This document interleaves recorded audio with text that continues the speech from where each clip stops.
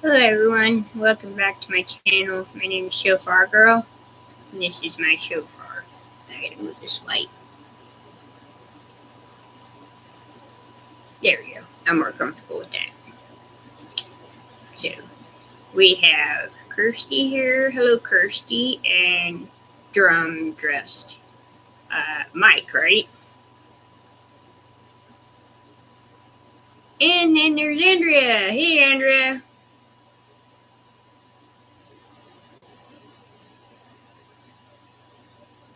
It just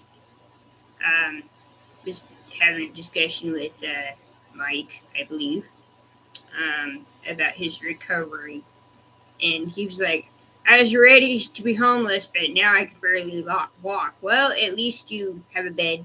Um, Silver lining, low Chris silver lining. You have food, and you're not in the elements. So, anyway, yes, you're homeless, but yet you still have things you need. So, it's kind of how I would look at it. But that's me. So, uh, gonna go on a few things. I kind of went through my video from or my live stream from last night. But I have to tell you, not long after I got off last night, I think it was like half an hour or so, I ended up having this really loud thunder happen to the point of where it shook the house and I felt it in my bones loud. It was intense. And yeah, it's my dog jumped up and was barking like it was a firework, like he was gonna eat it.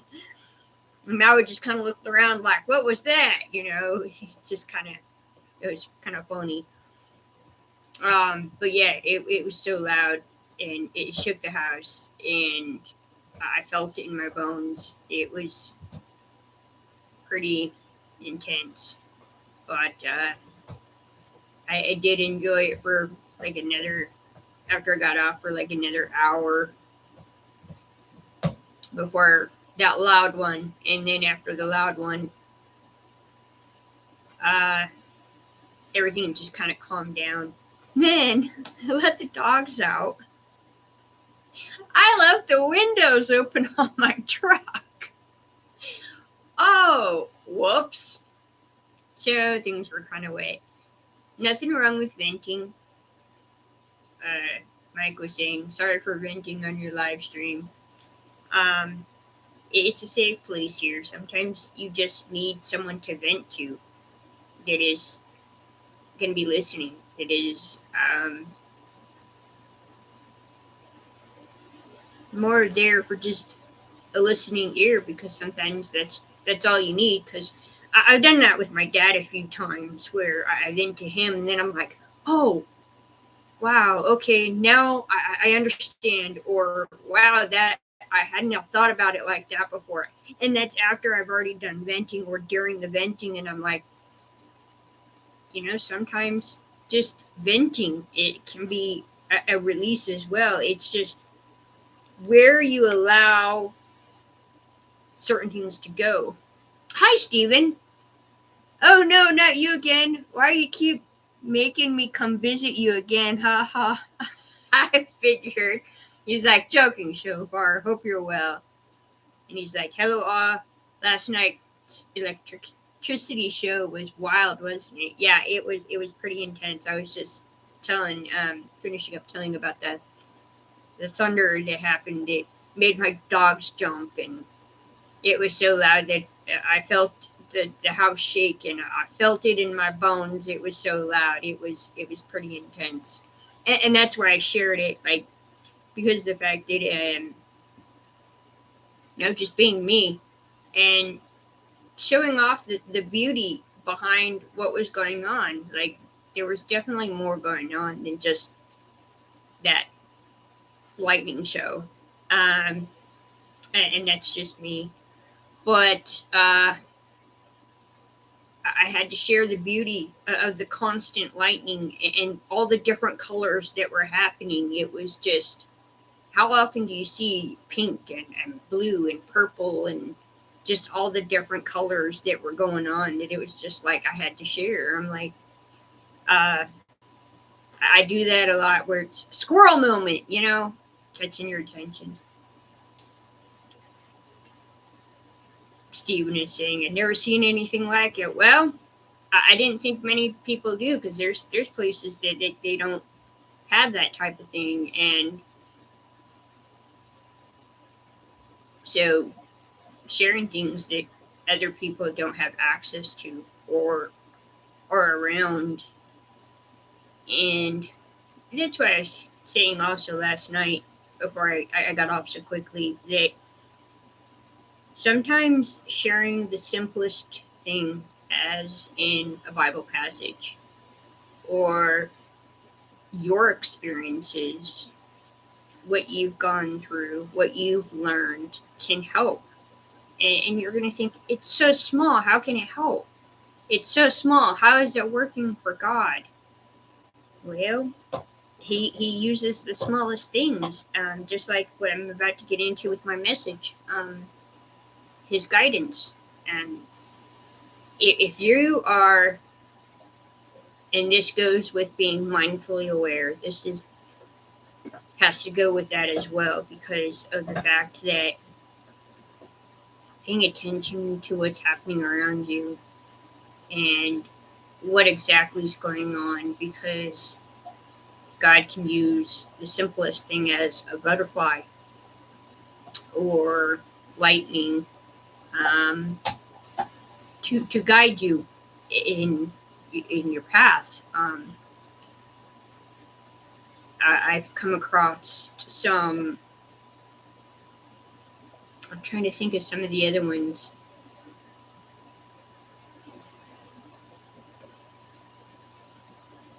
He's used so much for me that it's there's nothing that fully sticks out enough, other than the butterfly, the bird dancing in my window when I was live one time. Just the simplest things he can use for his benefit. There are also times where, until you get better about recognizing and paying attention, being mindful of what's happening, for him to use you, to guide you. There have been times where, when you fully let go of control, when you fully surrender to God and allowing him to use you in the way he needs, there have been times, so many times, lost count how many times, that I'm like, why did I do that? And the only thing I can think of is God. Now, and I'm not saying it's always God, because demons can do the same thing. And so I want people to be aware of that as well. But depending on what it is you're doing, you're going to be able to tell if it was God or if it was a demon, because of, I'm not even sure how to even put that into words either. But that's kind of what we're going to be discussing on. So don't forget to hit the like button to spread this message, so that others either come or it reaches more people.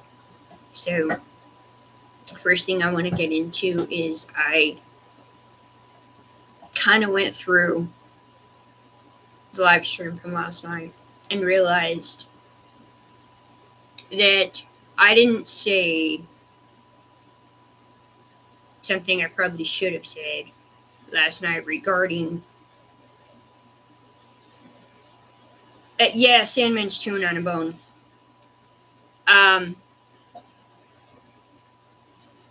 That about my guitar.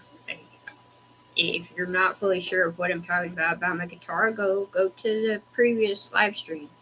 I am going to say that I have a price range that I'm going to be saving up for, but I forgot to mention that they're having a sale for 20% off until September. So I'm hoping to raise enough money to make it possible for me to get another guitar um, by then. If it doesn't happen, then I'll just keep saving up until I have enough to get another one. But until then, I'm still going to continue to do the live streams. Try get out of my drink.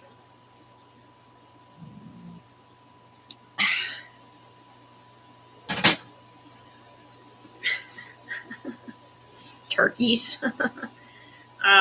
Then I'm still going to do my live streams videos if that's what he wants me to do. Knock it off. Take it. Pick one and go. Not going to have you arguing over bones on my live. Thank you. So I am looking forward to being able to play guitar again. Yeah, turkeys. So there's that. I don't know if there was anything else. Not right at the moment that I can think of. But I do know that I wanted to mention that because I forgot to mention it last night's live. That's my goal to reach that before September, if possible, so that it's not as high of a price. It'll just be, I don't even know how to word it. I know God can provide, so I just leave it in His hands. But I wanted to mention that if you wanted to help out or not. So anyway, so anybody else come in? No? All right. So when I was talking about guidance, I have some passages in one of my books. He's been having me use these a lot because there are people out there that don't have access to this kind of thing. They don't even have access to a Bible. Yeah, they have access to a phone. But being able to just look stuff up, they can Google it, right? There's probably places where they're not even able to do that, but yet they can watch my video, watch my live stream. Now, I'm not entirely sure how all technology works in different places and what they have access to and what they don't. All I know is that he's wanting me to use these at different times to have an easier way of guidance. Like when I did the depression and the love, and I don't know if I've done faith. Hold on, let me check. I mark them so that I don't repeat them unless he wants me to. But I mark them so that I know that they've been done. Let's see. I've done peace, love, done God's your deliverer. I did one on discouraged, lonely, depressed. I've done such a wide range that you might have access to a Bible, but you don't have any way of getting something like this. And so that's kind of how I feel about when I was going through certain things and I didn't have access to something like this. Being able to watch, a video on YouTube can be beneficial. God will definitely use it to direct you, to guide you, to teach you, and open your eyes to things that you wouldn't have even thought about. Like when he guided me to the video about cleaning and organizing my house. Yeah, I knew I knew what to do, but it was more of where do I start? And like I said before, I prayed about it. I'm like, there's so much going on here that I'm going in so many different directions that one, I don't even know where to start. Let alone what do I get rid of? What do I keep? That kind of process. And that's why I felt like he brought that video to me to give me a general idea of kind of where to go and what to do. and just give me a start, kind of a kick in the pants kind of deal. Because it's not that I wasn't cleaning my house. It was more, there were times where I got overwhelmed because I'm like, I have to move this just to clean this, and I have to move this just to clean this. I had too much stuff. So anyway, he's kind of helping me definitely get rid of stuff that no longer serves my purpose. And then there's also other videos that he's brought to my attention on kind of what I'm going through, what I'm dealing with. And that's what I'm saying. Like, if you can pay attention and be mindful of the simplest things, of the gradual whisper or the gradual nudge that you get, if you ignore it, then you're limiting him. And that's something I've learned over the last year, is being more open to those nudges. And it's like, oh, I don't want to watch this, but something about it I want to watch, right? Like, just by, it's not so much because of the title or what they're saying in the picture or anything like that. It's something in me that is like, you need to watch this. So don't ignore that, because there's possibly something there he wants you to learn from. Maybe even has a message for you in those. Now, I have to let you know that I am a fairly open-minded person. So some of the stuff that I have been guided to, and I think he knows how open-minded I am, because there have been some videos that I knew were, it wasn't that it was bad, but it was more of, one, it wasn't something that I would normally have watched. Two, some of it I felt was, how do I even explain it? Because I'm not into New Age. I know nothing about it, so I'm not sure if some of the things I was watching was New Age or not. But during watching some of the videos that I watched, that I wasn't really feeling comfortable watching, but it was more of like, there's a message in here that you need to listen to. And there have been times where I'm like, I wouldn't have even thought of that. And it has given me a different perspective on life in general, this walk, that you really do need to be open-minded in order to help those in certain parts of their walk, in stuff that they're going through. No, thank you. You're too close to the TV stand. I don't want you knocking it over. Stephen is saying, and vice versa, he will let you know when to not watch or entertain it. Correct. Yes. That's kind of what I was getting at as well.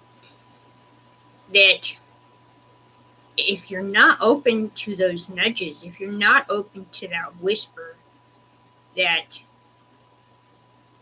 conviction of sorts in your spirit, that it's not something you should be doing, then, because he knows what's best for you. He knows what's going to work for you. He knows you better than you know yourself.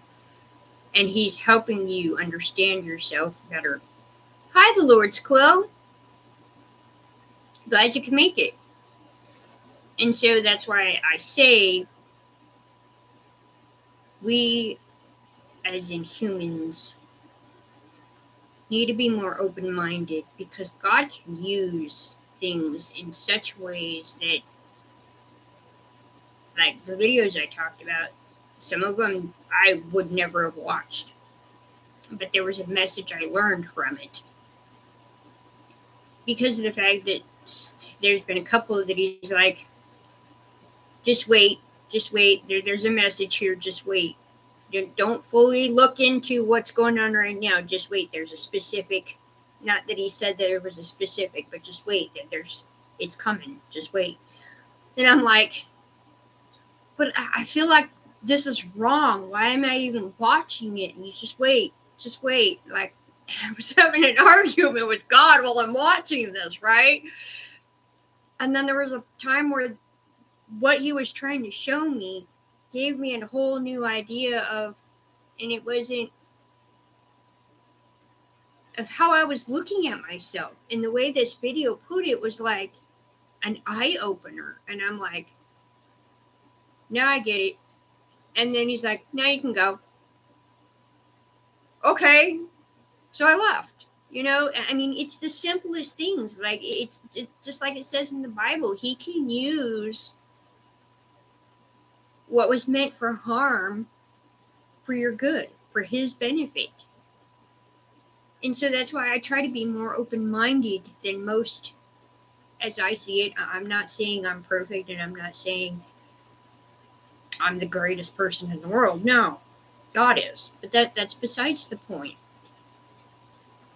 Being more open-minded than what most people are nowadays, especially with what's going on, can definitely help him use you to take you where you need to go, to help you learn what you need to learn, help you get away from people that you need to get away from.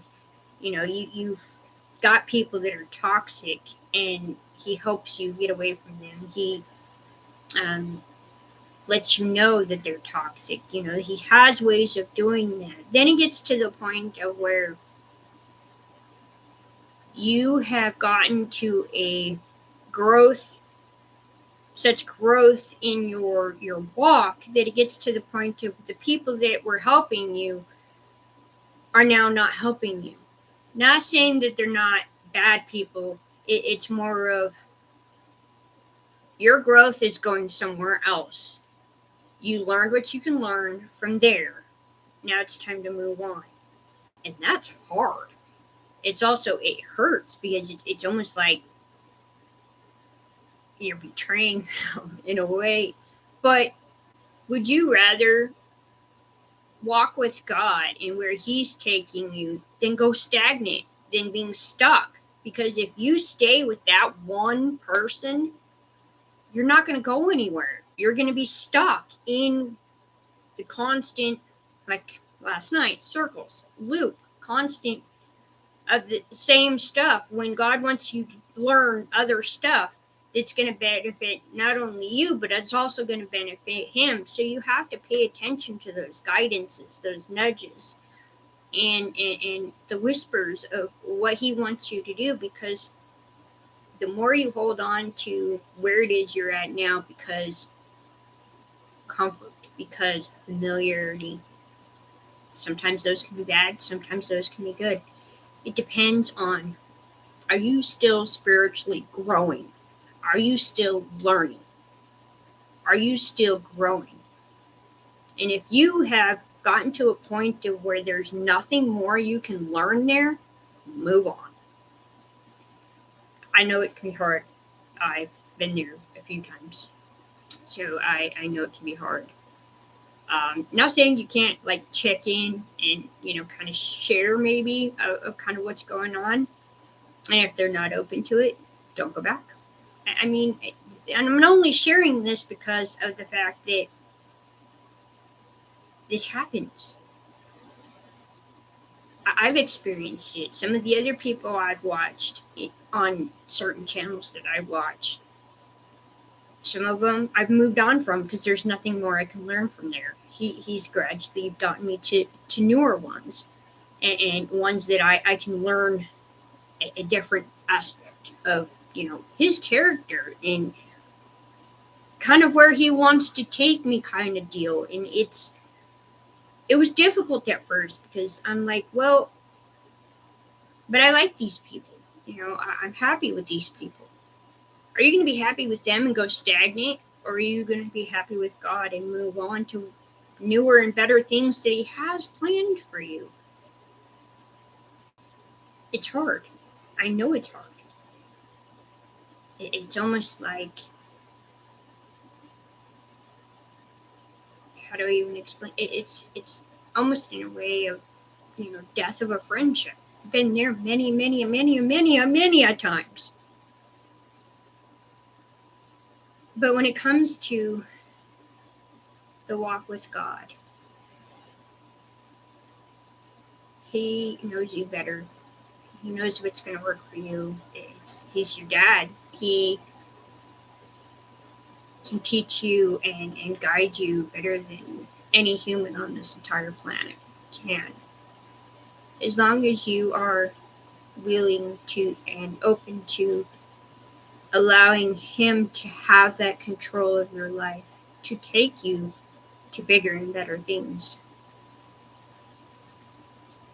And being open to what He has for you in your walk with Him.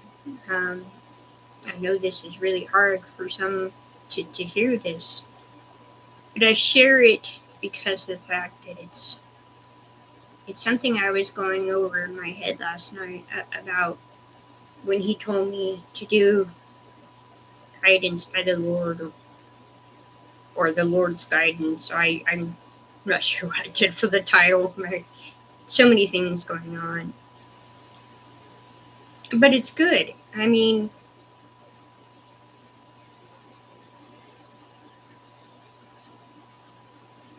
sharing your experiences and what you've gone through can help someone else in ways that you wouldn't have expected.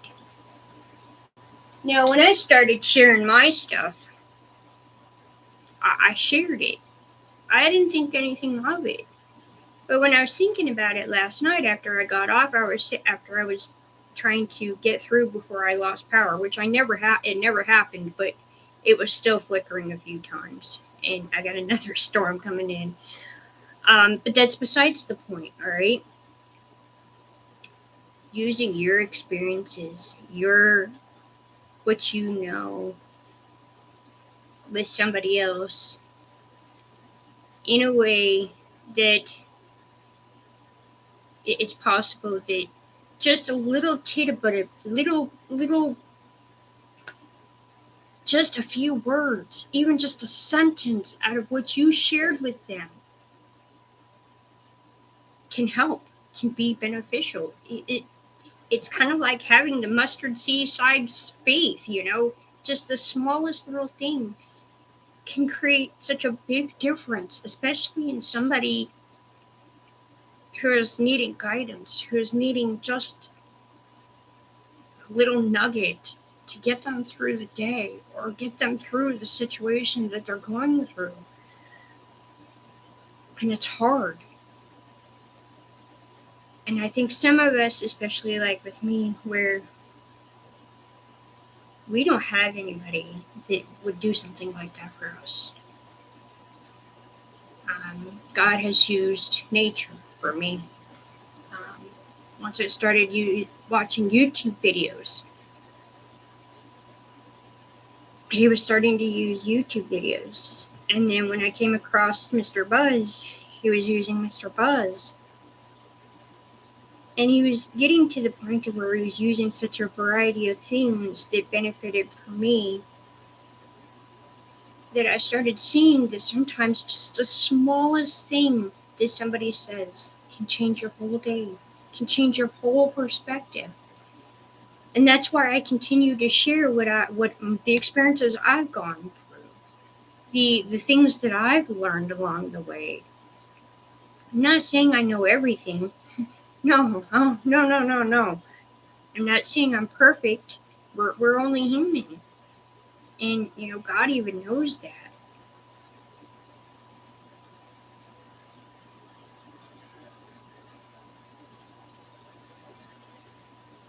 Andrea, hi, Natty. I'm still going to call you Natty because I like that. Sorry. Andrea is saying, it is hard when you have lost everyone from your life. I have no idea where I should be now. Don't focus on where you should be now, Andrea. Focus on God and what He wants you to focus on. And I only say this because of where I've been. As in, I'm trying not to. If you haven't watched my video about the year of death, then you probably won't understand.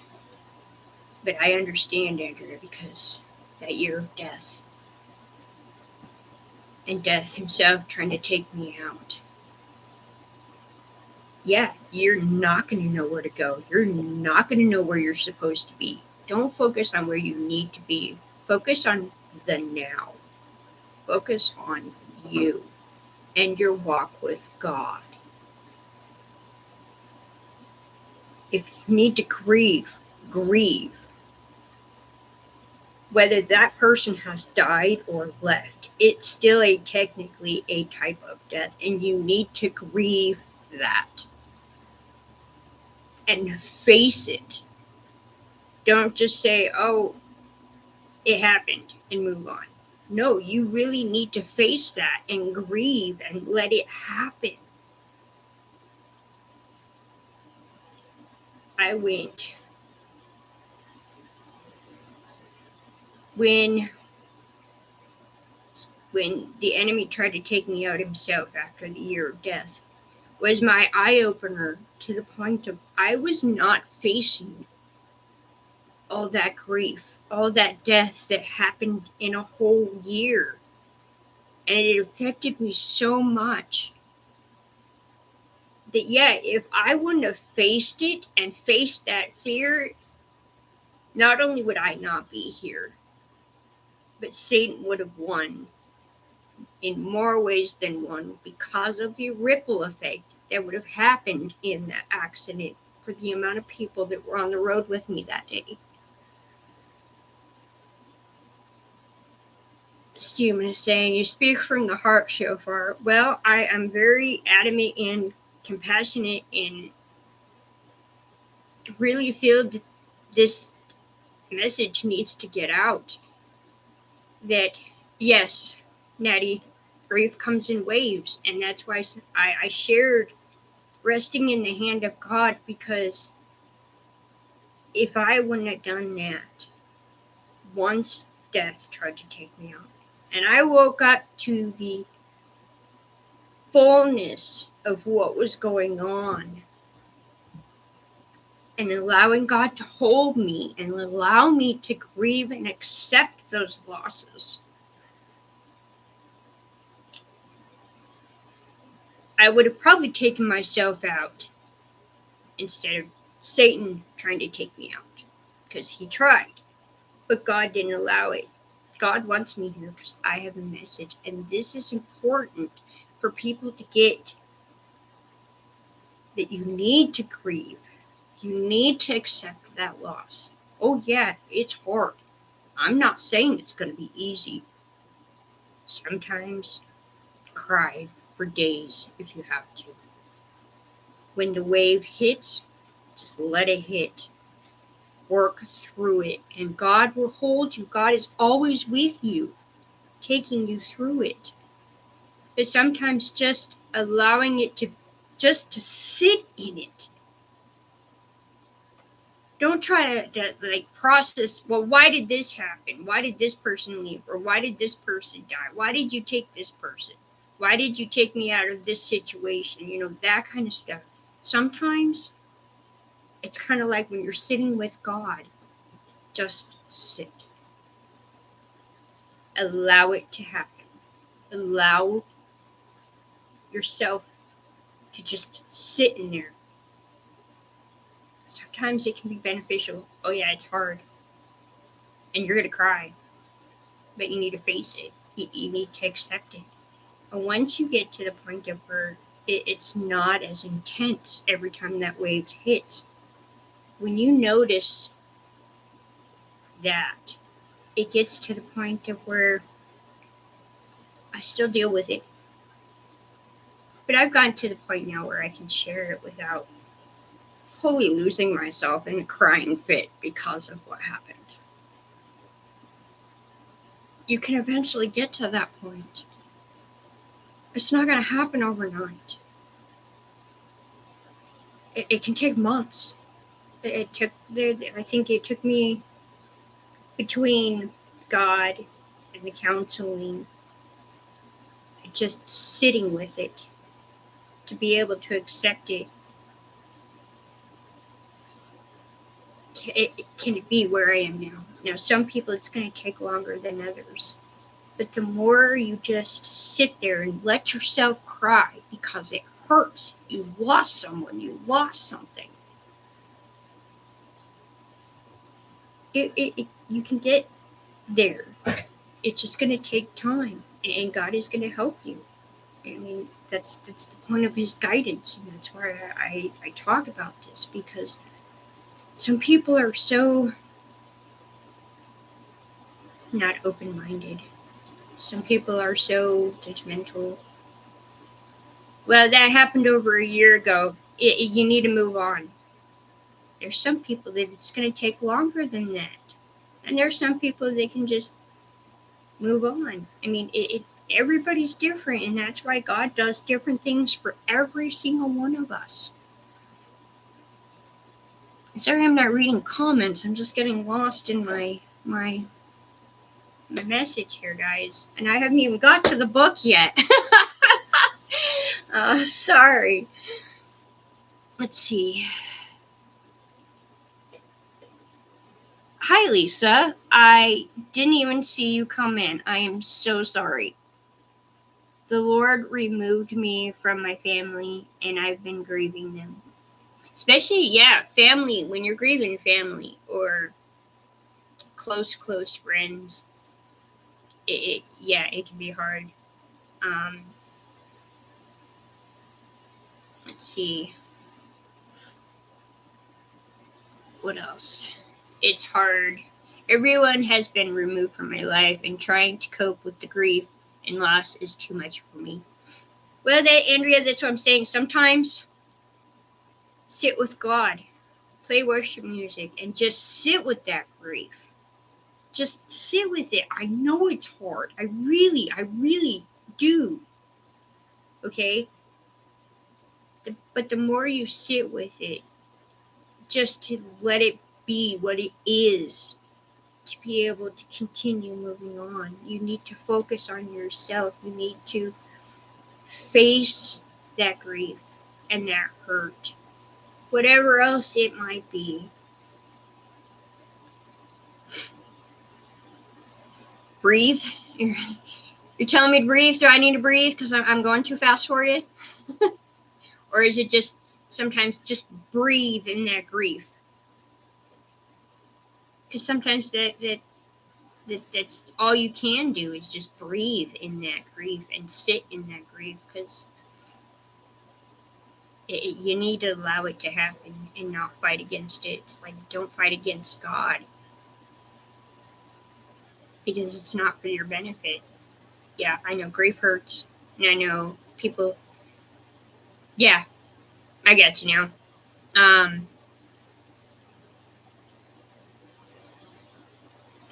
It's sometimes it's hard to put certain things in words to fully get my point across. You have to face your fear. You have to face your grief. You have to face your loneliness. It is what it is.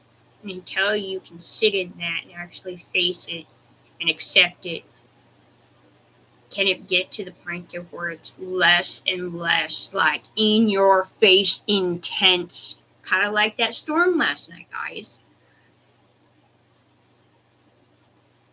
It gets to the point of where it slowly, gradually lets up, where it has less of a hold on you, it has less of a grip on you, has a less of an intense in your faceness, to the point of where, like where I am now, sometimes when I look back on the year of death, I want to cry. And then there's sometimes, like right now, it's not that I don't want to cry. It's more, it has less of a hold on me. It has less of a influence, there we go. Thank you, God. Influence on you to affect you in such a way that it cripples you.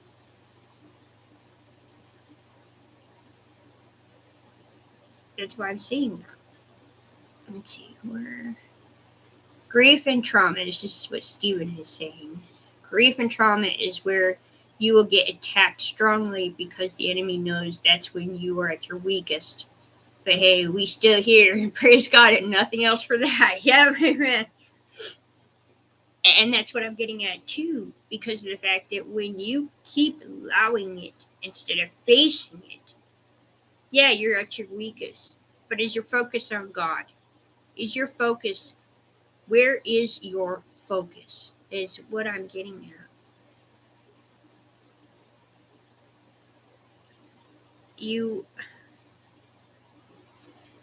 God's guidance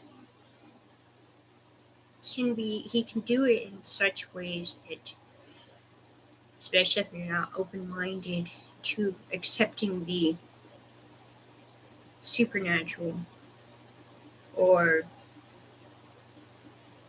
something he might be guiding you to. That's not something I would do. That's not someplace I would go. As in what? After the year of death and when Satan tried to take me out? I'm at 2 years now after that happened. No, is it 2 years?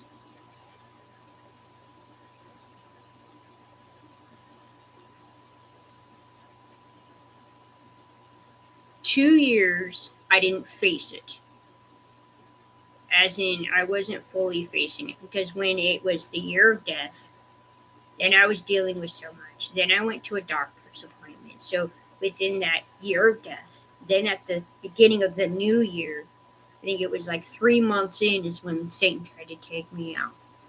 And that, I believe, was almost 3 years ago.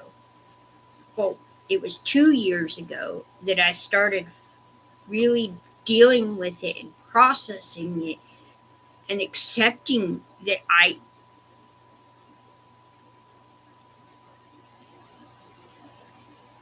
how do I even put it? I beat myself up for it because I fought against allowing myself to accept grief.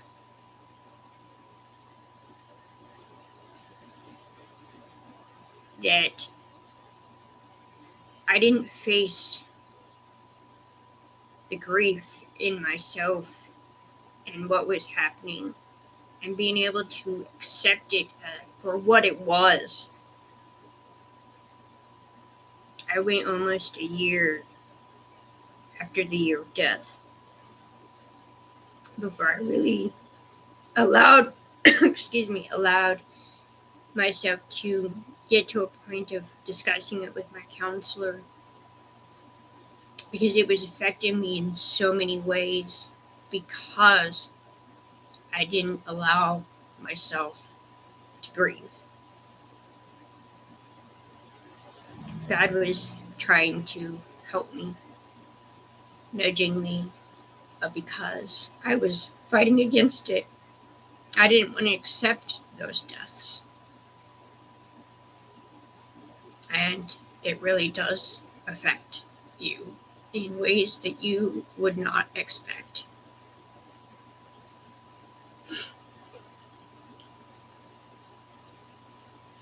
Depends on the kind of spider, the Lord's quill. You're caught in a web. Don't know why that came to me, but you're caught in some kind of web.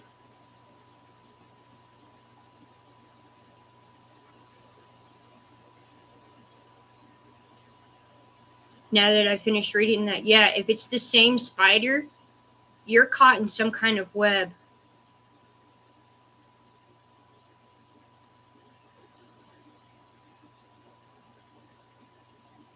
That there's two possibilities, but after what I just finished reading, you're caught in some kind of web, and that spider is trying to let you know you're caught in some kind of web.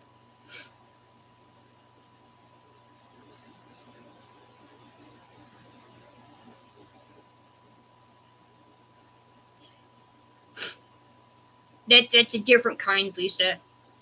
You'll see it and it'll disappear. This is the one she's killed and it's come back. That's more of a, she's the spirit, or the spider has come back because trying to get the message across that you are caught in some kind of web. I don't, I know I learned that from somewhere, but I can't think right off the bat. It's kind of like when Mr. Buzz says about the cockroach, okay? Where it shows up, he repents, it disappears, right? It's the same way with the monitoring spirit. I've had that with a fly as well, where it's really annoying, especially when you go to kill it and you know you hit it, but it's not anywhere around. It completely disappeared. And I'm like, I know I hit that square. I should have killed it right off the bat. And then it reappears after you walk away, like it just vanished. And then you walk away and there it is again. Like, I just killed that.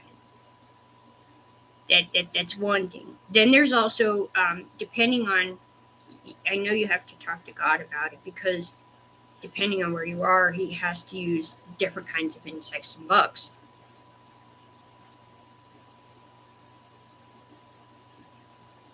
That's a possibility. The Lord's quote. Give me a second.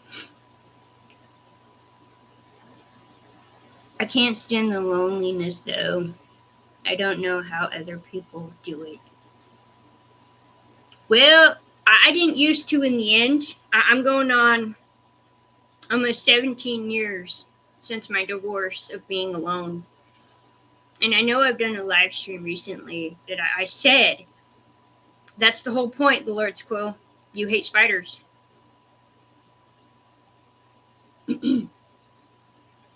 Not only will the monitoring spirits use that because you don't like them, but also the Lord will use spiders because he's trying to get your attention that you're caught in a web. That's why there's multiples to the spider. Same with the any animal or bug that he uses.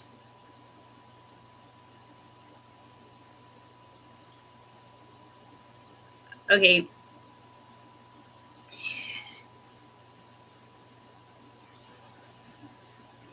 It's not so much the kind of spider, but yes, I was reading some of your previous ones, Lord's Quill.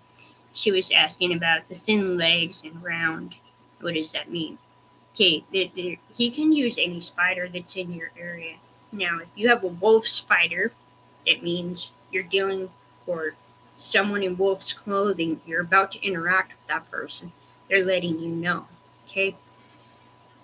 When it comes to certain other kinds of spiders, especially if you have killed them or put them outside and they've come back, you're caught in a web of either deception, lies, or some kind of manipulation. And you're continuing in the web. Basically, the more you stay in there without fully recognizing what's going on, you're building that spider web even bigger. It's like a circle, continuing, okay? Circles. What is it with circles lately?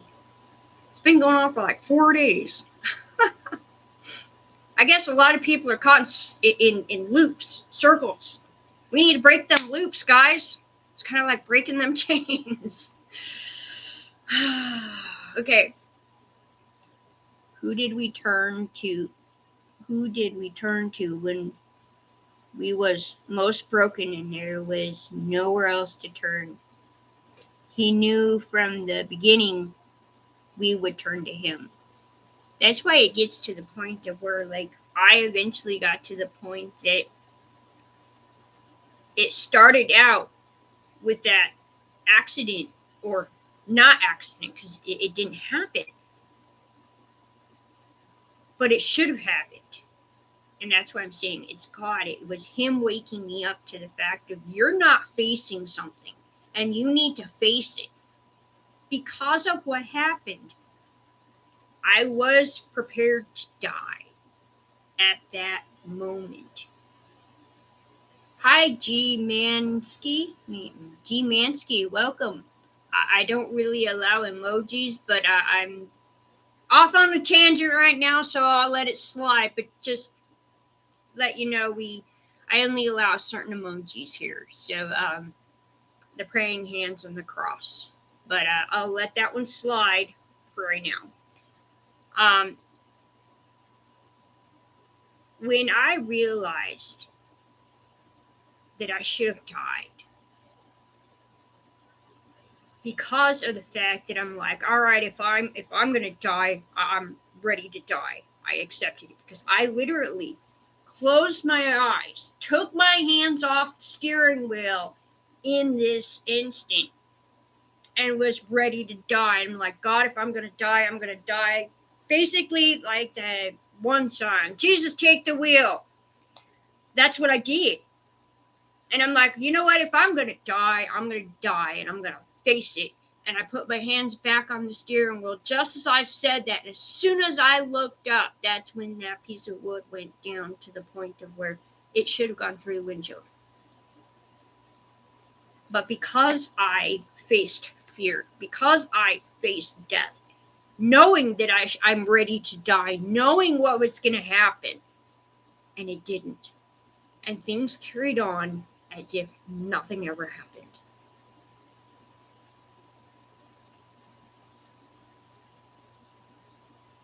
Mm-hmm.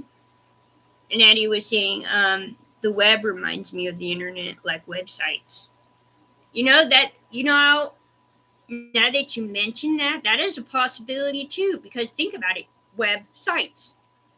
Is there something in the web that you're stuck in, as in websites of something, Lord's Quill? Because that is a possibility too. Can the enemy manipulate you or a person? The longer I stay in the web, the longer they manipulate me. Yes.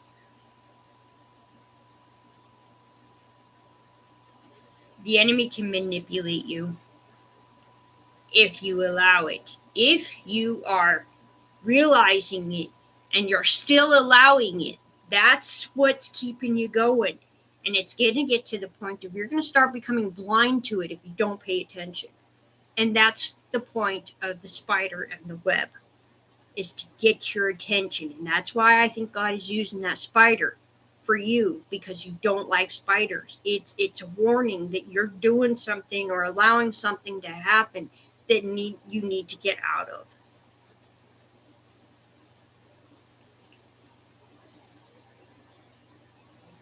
So there's that. I hope that was helpful. I mean, it can be any number of things. He said I was blind and my heart wasn't ready for it. As in what? Seeing what you need to see? That doesn't sound right to me. Maybe he's just getting you there, getting you ready to accept with that spider. He's starting you. It's kind of like a stair step thing. It's a guidance. It's a okay. That's what I'm saying. He's trying to get you more open minded, more prepared for what he wants to tell you, prepared for what he wants to show you. So you need to just work through it. Eventually, you'll get to the point of where you're ready for it. And then you're going to go, oh, now everything makes sense. Yeah, so he's trying to get you ready to open your eyes to what web is going on. Andrea. Andrea saying, wow, Shofar, how have you survived 17 years alone? It's been 3.5 years for me, and that's enough. Well, Andrea, that is a difficult subject. Some of it had to do with the relationship with my ex-husband, and what happened there did help. I'm not saying it. How do I even put this? Because of the abuse and trauma I dealt with because of my ex, I wanted nothing to do with men. And everything around me made it impossible to not only not like men, but it also was at a point of where the things that were spread around about me made it where nobody really wanted anything to do with me. It was a control tactic. It was an imprisonment tactic. And I didn't realize that until within the last 3 years that's what was going on. So it was hopeful. Yes. Was it nice? No. Was it hard? At times, yes, because I wanted friends. But because of what was going on, it limited me to all I had was God. I still talk to people, but as in actually having a hardcore friend, I had God. Now, I'm not saying it was easy to just rely on God. Oh, yeah, I bounced around a lot. But in the end, after the last, especially after the year of death,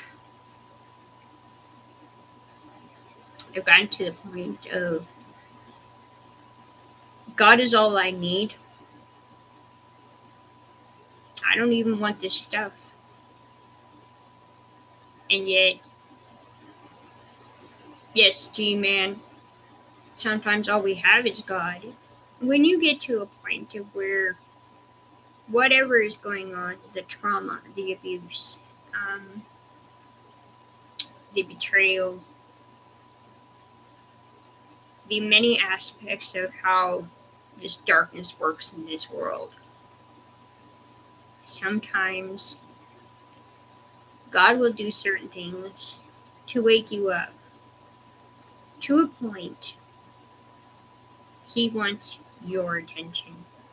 Where is your attention going to more than Him? Because when it gets to the point of where your focus is just Him, nothing else matters.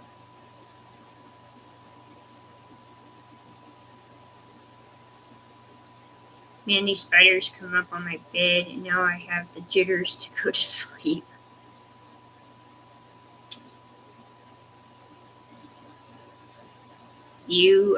Are you playing that music I suggested and having your Bible open like I suggested?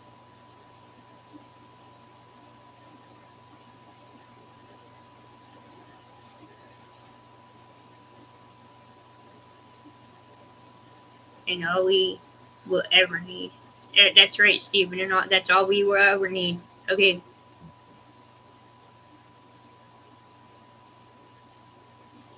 You need to face that and be prepared for what He's going to tell you, because you may not like it. And He is trying to help you through using these spiders because you're terrified of them or scared of them, right? What He might be preparing you for, you're not going to like. You're not ready for. And that's why He says that. He's preparing you because you might not like it. If you can face the fear of these spiders and what's going on and what He's trying to do, He's trying to help you work through the fear of these spiders. Because once you face fear in it to a point of where it no longer has control over you. Jersey City Joe, what's up, dude? Sorry. He will God will use different things for different people to face fear. My fear, because of what happened on the interstate, my fear was dying on the interstate, having an accident with a semi on the interstate. And that's exactly what happened. And I faced that fear. And now I no longer am afraid to go on the interstate. I fear has a different meaning for me. Yes, you can still be afraid, but it no longer has control of me.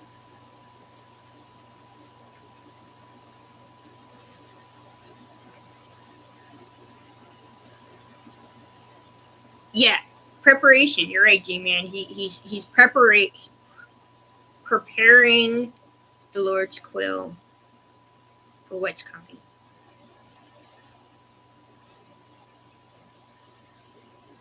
That's probably what it is. That's probably why he's using that to get your attention, face that fear, because if it's a life changing event, because of what happened with me, it's kind of like the same thing with me, okay? He used the interstate, he used semis, he used construction zone, he used that I was by myself and nobody was going to know I was dead. My life has changed since then. Now, it could be changed in a different perspective for you, because you know what you're going through, what you're dealing with, and he does it differently for everybody. And that's why sometimes your greatest fear is what he'll use to get your attention, or a fear in general to get your attention, to prepare you for your life changing event. Because the life changing event that happened for me was I lost everything. I lost my house. I lost my daughter. I lost my finances. I All I had was my dogs, some clothes, and myself. And him. I lost everything. And when it happened, yeah, I was mad. But was I afraid because of what was going to happen? Not really. Eventually, I got to the point of, after realizing what was going on, through the help of God, Mr. Buzz, a variety of other channels that I watched, got to the point eventually I realized, you know, there's a reason, a time and a reason for everything. And I have to say, it was for the better that I am where I am now. Not so much because of what happened. It was the eye opener. It was the preparation to definitely get my focus on him and nothing else. Because, yeah, I was kind of a little bit of everywhere. What am I going to watch? What animal am I going to deal with? How am I going to do certain stuff with my daughter? You know, my focus was everywhere, but the main focus was not him. And now it's gotten to the point of I understand that that's where he wanted me. He wanted my main focus on him. Thank you, Andrea. Andrea was saying, I'm sorry you went through that so far. That is awful. You know, at the time, I look at it as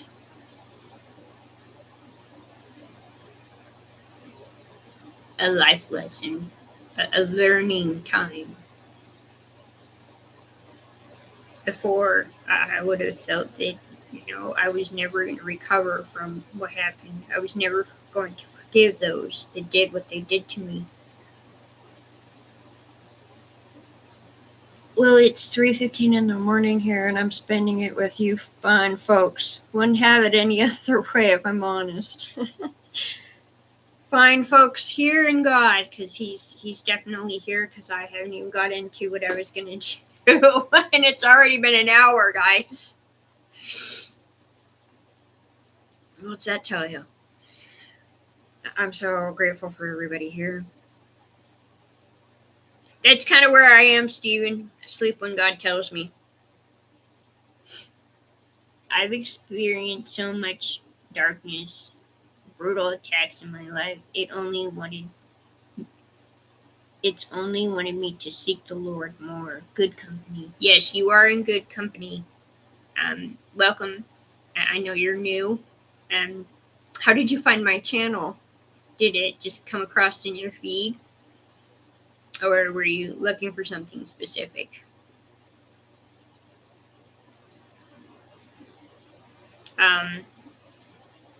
He can use your trauma, your fears, the things that have happened to you in your life as a lesson, as preparation for where you're about to go. That's how God works. Yes, he's done that for me a variety of times. G-Man was saying he controls my feed sometimes. He will do that. If you're open to allowing that to happen, he'll use it more and more. The more you're open-minded to the different ways of how he can use everything around you, he'll do it more. But you have to be open-minded. You have to be willing to be mindful and allow him to control what's going around you. The more you're open to what's going on around you, the simplest thing, as in putting a video, watch that type deal on your YouTube or whatever else you watch. Using something as simple as follow the butterfly or follow that cat to certain things. Change that person's tire. How do you know that that isn't going to be beneficial? Is it beneficial for you? Or is it beneficial for God helping that person? Because you don't know. That person could have prayed, help me, God, I need someone to help me change my tire, or help me change my tire. He can send someone. You're not going to know. If you can follow the guidance and the nudging that he's giving you, for the smallest things can make the biggest impact and the biggest ripples to waves even. Start small. And he can start using you to make bigger and bigger and do more. And then there'll be times that, like there have been times with me, I don't feel like I'm making any kind of impact. I don't feel like I'm making any kind of changes. I feel like I'm not doing anything for God.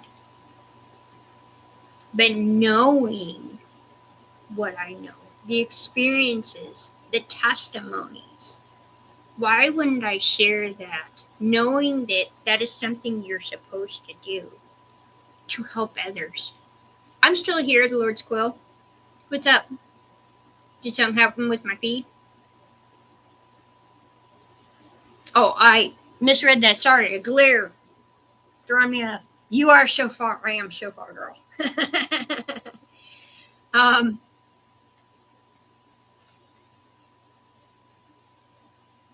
But look at it like this. Yes, Andrea, and you. Andrea was saying you're helping other people shofar by sharing your story and bringing people together. Knowing that people, as in those on this path, need a safe place and a place of fellowship. Because for like me, I don't have that where I'm at. until I started reaching out. And so being able to do that for someone else, that's more than I ever had until this point. But that's what I'm saying. You are alive, expressing testimony. That's a miracle. I am, in so many ways, have so many different testimonies. Some of them I'm not sure how to fully put them into words. I think it's because I'm still processing and dealing with them. Like before, I could share the testimony about my shofar and how I got my shofar. I really fought against sharing the testimony about the year of death. I really fought against sharing the testimony. Thank you. Removing your comment. We especially smiley faces, we don't allow. Here's something for you to look into, G-Man, on why me and a few others, I'm open to most, but there's certain ones that I will not allow. If you look up the sigils of Solomon on YouTube related to emojis, it's things hidden in plain sight, and emojis are one of them. There's others, but some of them it's not my place to share at the moment. So look into it. It could be beneficial for you. Where was I?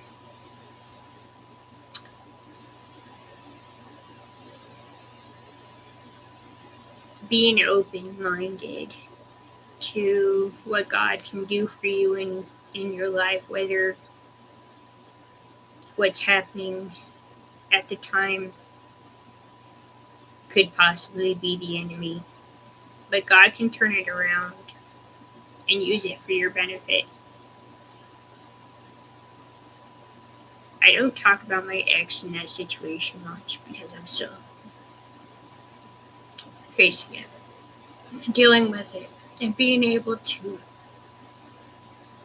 put it in a way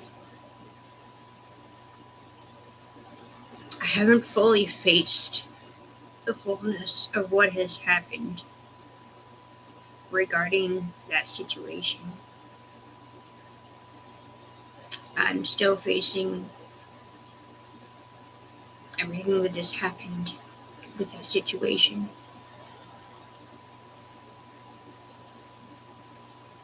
It takes time. It's only been about 2 years since I've dealt with my ex in that whole situation that it's still difficult to be able to fully explain everything. I know I've already explained quite a bit, but in a way, it's only the tip of the iceberg.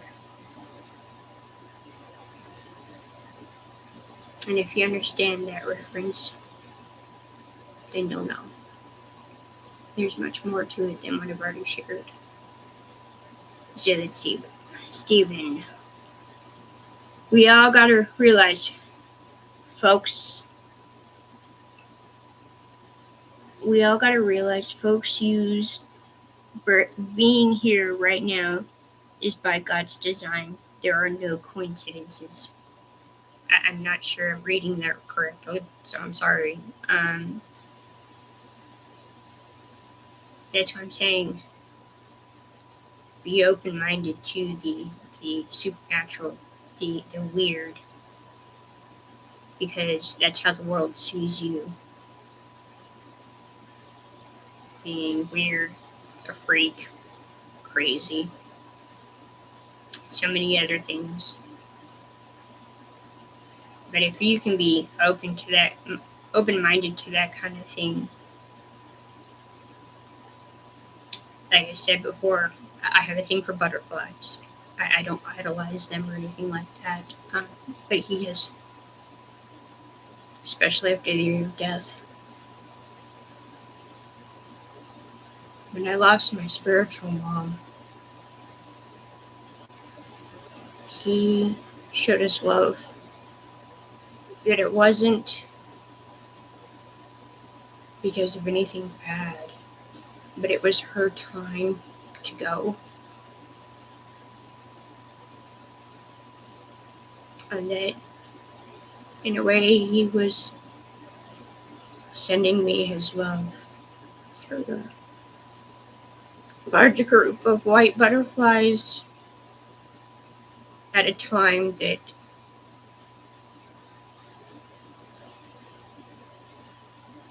it was not time for butterflies. It was that time of year for butterflies. And yeah, when I finally learned to accept her death and that she was with him, and that so much love in those butterflies at that time.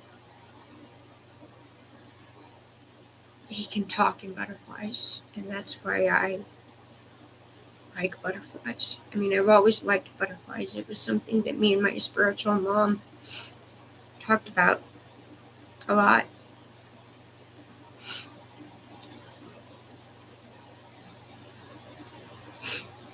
I can relate to many forms of trauma. There's so many out there.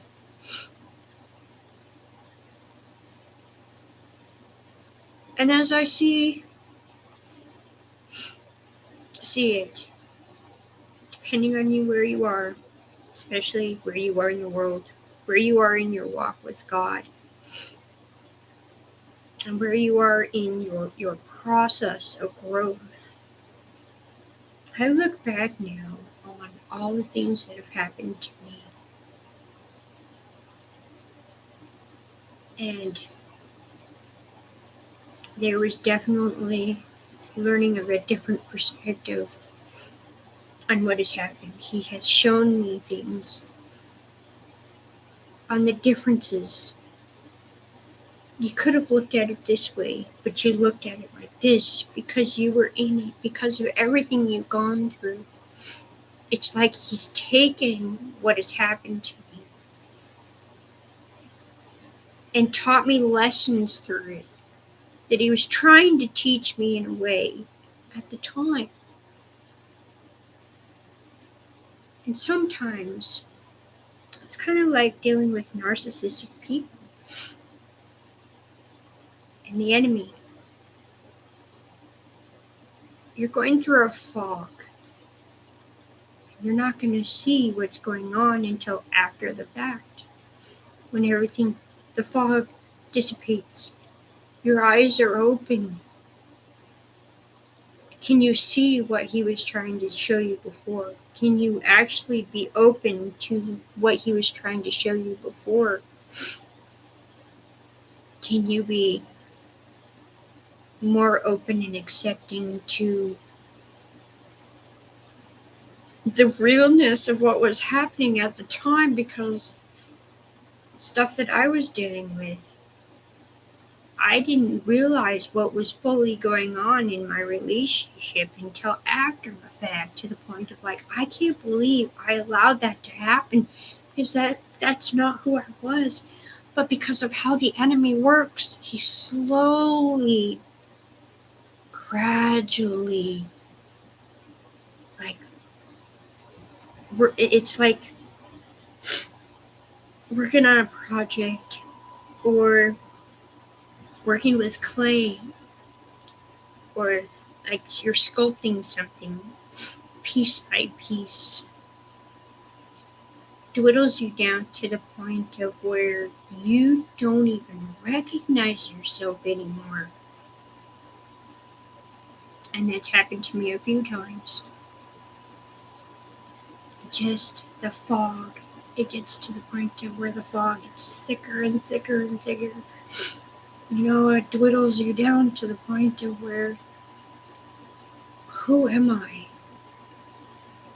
What's going on? Like, I knew where I used to be, and now I am this. KB! Hey, KB! KB is saying, spot on, the enemy is sly and puts us in a fog. He does. He does. It gets to the point of where sometimes it's kind of like driving on the road and you're going through a fog and you can barely, or driving in the snow, sometimes you can barely see what's in front of you, let alone see what's ahead of you. Like, you can barely see the front of the vehicle. And that's the purpose of it. You're not going to see what's ahead of you because that fog is blocking you. You're not going to see what they have planned for you, as in, like, if they're planning some kind of destruction. Your ear's tickling me, dude. You're only going to see what's in front of you. The times that I've dealt with this,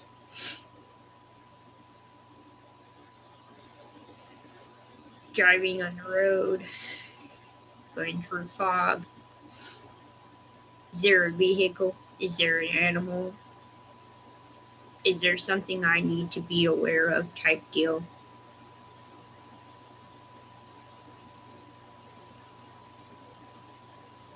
And then something happens.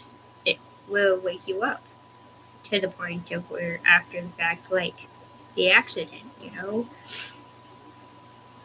or so many different things, so many different ways that I'm not even sure how to even put this into words.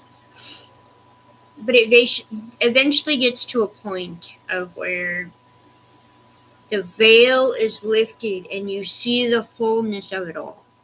That's the best way to put it. This shirt is kind of not wanting to cooperate. KB, I've been sitting at the back of the bus.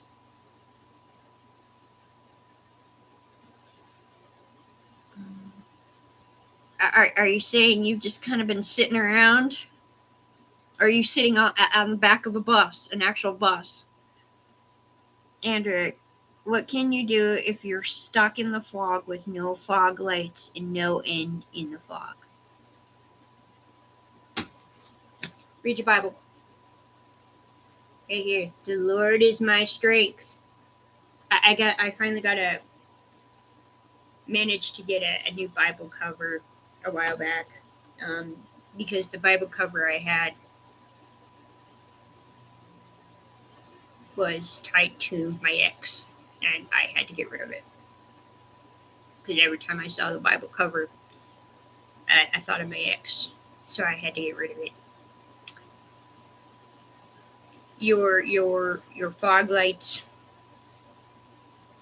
are praising, worshiping, talking with God, and staying there until the fog lifts. It's not going to be easy, but the more you do it, the less and less that fog will be there. Your focus has to be God, period. KB saying, reach out to God and armor up as per Ephesians. Yep. Stay with God. Your focus has to be God. Praise Him, worship Him, read your Bible. Those are your biggest ones. Praying, worshiping, reading your Bible. Sitting in, I say this, and I know it's not easy for a lot of people, because of how the world works and how the enemy works nowadays. Noise, constant doing something. Distractions, it's the whole point. If you can get to the point, I know it takes time, it takes some training. There are times where I'm, I'm only human. If you can get to the point of the longer you can sit in complete silence, no background noise, no music playing, no talking, no nothing. No, I mean literally nothing. Let's see.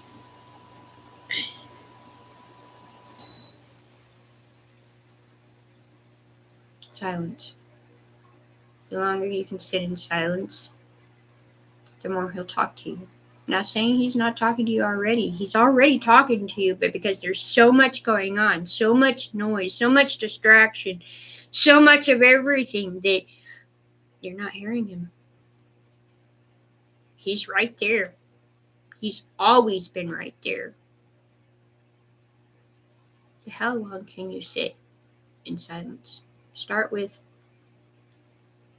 if you can't even do a minute of complete silence, then you have work to do.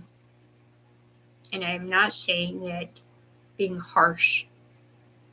I'm saying that because of where you are, if you can barely manage 1 minute, then you have work to do. And I say that as tough love. And I'm probably going to start doing that more often, because sometimes it is what people need in getting them. It's kind of like a kick in the pants, get it done. Let's see, what do we got here?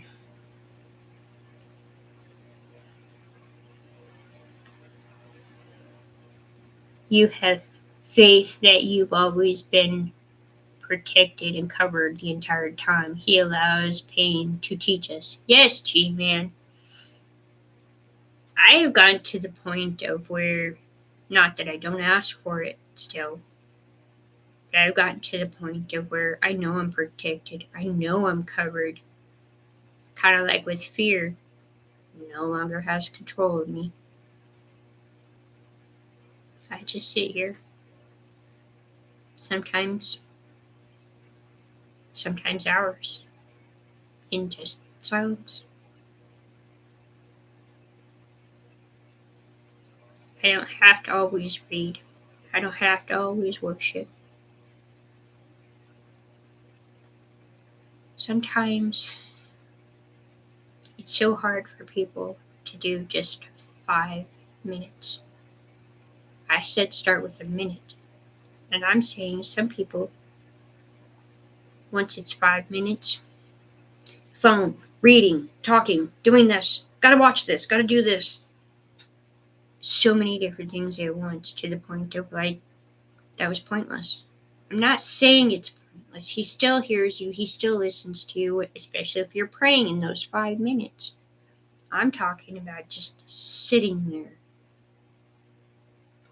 complete.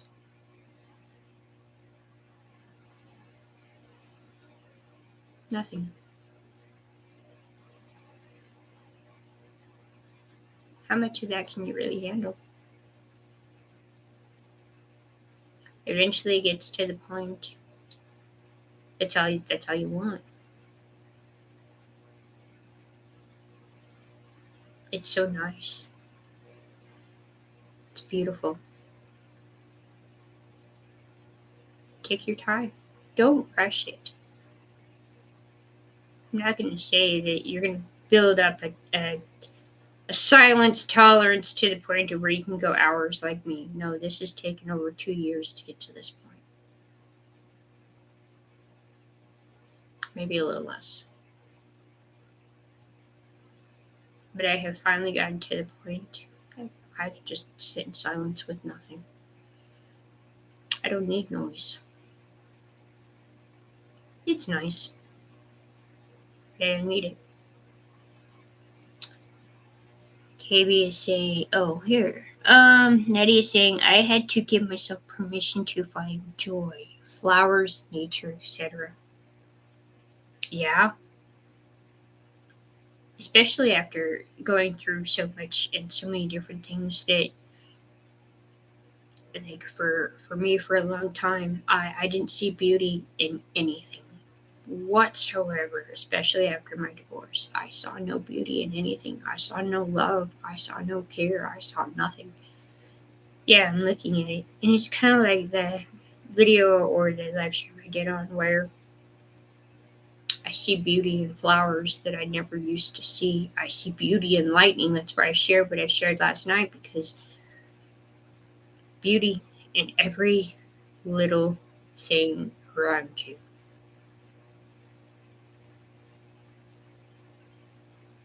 And people miss it. To enjoy, to experience joy, and to experience joy again. I've been there. It's taken me a really long time, but it's kind of like with seeing beauty in everything that's around you. You've become so blind to it to the point to where, because of how the world is and where the darkness is going, if you don't work on seeing that beauty, you're not going to notice it. Being joyous. You could be, it's kind of like, not saying this is what's happened with me, and if it's happened with you, I'm sorry.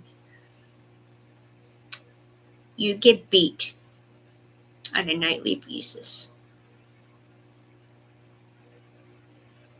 or you've been rejected. And I'm not saying that, I'm more trying to get at, you survived it. You're still alive. So, in a way, having joy in that because you're still alive.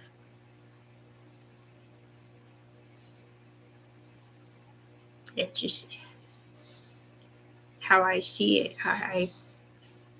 I'm going through some horrible things, and yet I can still have joy. And that's what I'm saying. Like, going through a lot of different things, looking for the beauty, looking for that joy. It's seek him and you shall find him. Seek that joy, seek that love. That's what I'm trying to get at. Wow, you guys are kind of, I lost track of. Let's see. Okay. I've had too much silence. I can't stand the isolation. Well, once you get to the point of where your focus is, you're focused on isolation and not having people, not having, friendship, not having certain things because of that isolation. Your focus is isolation. Your focus isn't God. And it's just how I'm seeing it. Now, I'm not saying I don't see you in everything that's going on. It's difficult to accept being isolated, especially when you're still new to it. The more you focus on you and what you've gone through, and focusing on God and what He's trying to show you through it, will you get to a point of where isolation no longer affects you. Oh yeah, you're still going to be aware of it. I had gotten so used to it to the point of where I didn't realize how isolated I was until I started doing these fellowships and live streams with you guys, and building something here for people to come to that didn't have something. They can have what I didn't have. they can have a place of safety and understanding that people are open to have that fellowship when you don't have that around you. I can understand it. It's difficult. When I got to the point of where I was okay with people again, I was okay with men again. It still took me a long time. But when it got to the point of where I was understanding isolation, yeah, it can take its toll on you. But where your focus is your biggest key. Let's see. So much love in the quiet. The Lord's closing. I have to put my cancellation noise headphones on to get that kind of silence, and believe me, I do. Let's see. Oh, I bypassed that one. Sorry. Let's see. KB is saying, when I was waking up to how terrible TV is, I stopped watching, but still turn it on for the sound and noise. Thank goodness that part is also over. No TV for any purpose anymore. Silence can be golden. Yes, silence is definitely golden. Let's see. I've been isolation for a while after a lot. Fire, EMS, private security, toxic family, girlfriends, friends, but the Lord pulled me out. Sorry, just a bit of a test me. Nothing wrong with that, G-Man. It's kind of what I have created here for other people's testimonies, those that are here now. And, if I'm reading it out loud and someone watches this later, it could help someone. You don't know. The simplest things. That's what I'm trying to get at, too. Maybe somebody can help somebody else out that does something or says something in here. We're all here to help each other. That's part of fellowship. That's part of the body of Christ, is helping one another, especially the extensiveness of where things are going. And if you already know how things are going in this world, then you'll understand. I love when I go on my prayer walk. It's so secluded and private and silent, but when I pray, I get a confirmation of a gentle breeze or a stronger one, Pastor. I've been there a few times too, getting a gentle breeze. I also receive the breeze. It's such a blessing. Having the breeze or a butterfly. I this afternoon while I was debating, I have to admit,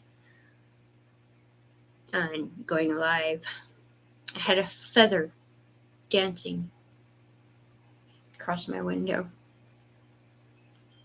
The smallest little things you can use to brighten your day, guide you, maybe even teach you something.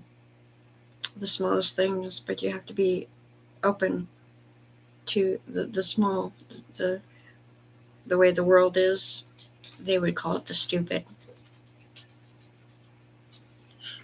Different stuff like that. So I'm going to try and get through some of these other ones here.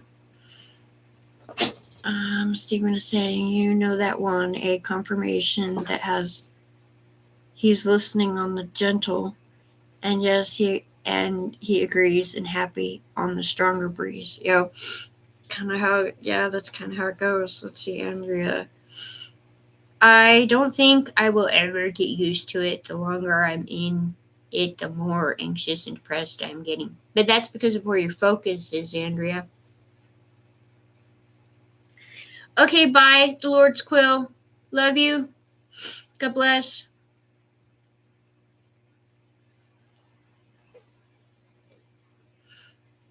Let's see, Isaiah 41:10. Do not fear, for God is with you. He will strengthen you and help you. Yes. He will strengthen and help you. Let's see, is it this book? No.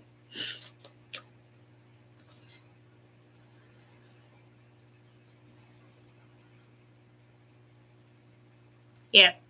Okay. So, I never even got into my. It's been an hour and 40 minutes, and I haven't even got into what I wanted to talk about. Well, I mean, yes and no. I mean, lead on to guidance, but I wanted to give passages about the guidance and God's guidance. Philippians 4:13. You can do all things through Christ who gives you your strength. Excuse me, now I have the hiccups. So I'll give you guys these passages.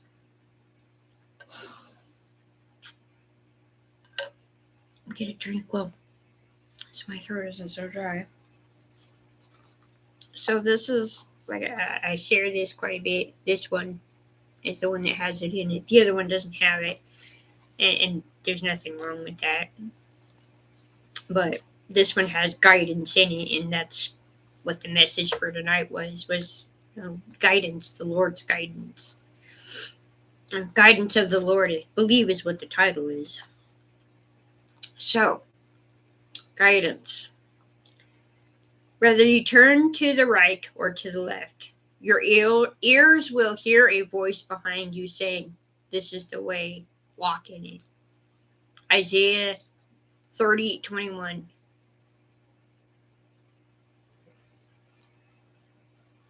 For this God is our God forever and ever. He will be our guide even to the end. Psalms 48:14.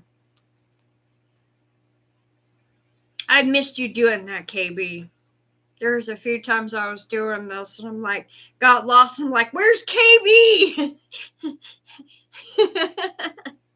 Where's KB when I need him? I'm super grateful for you doing that, KB.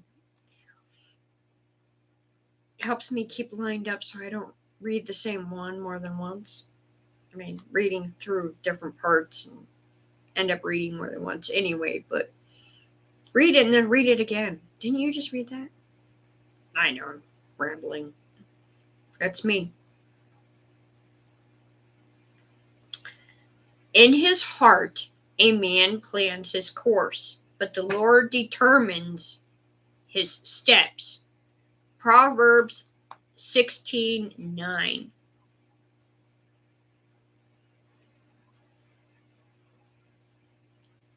You're welcome, the Lord's coil.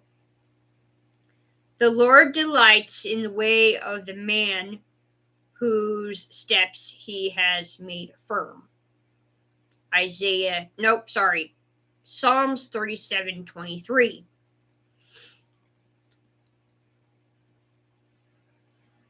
His God instructs him and teaches him the right way. Isaiah 28:26.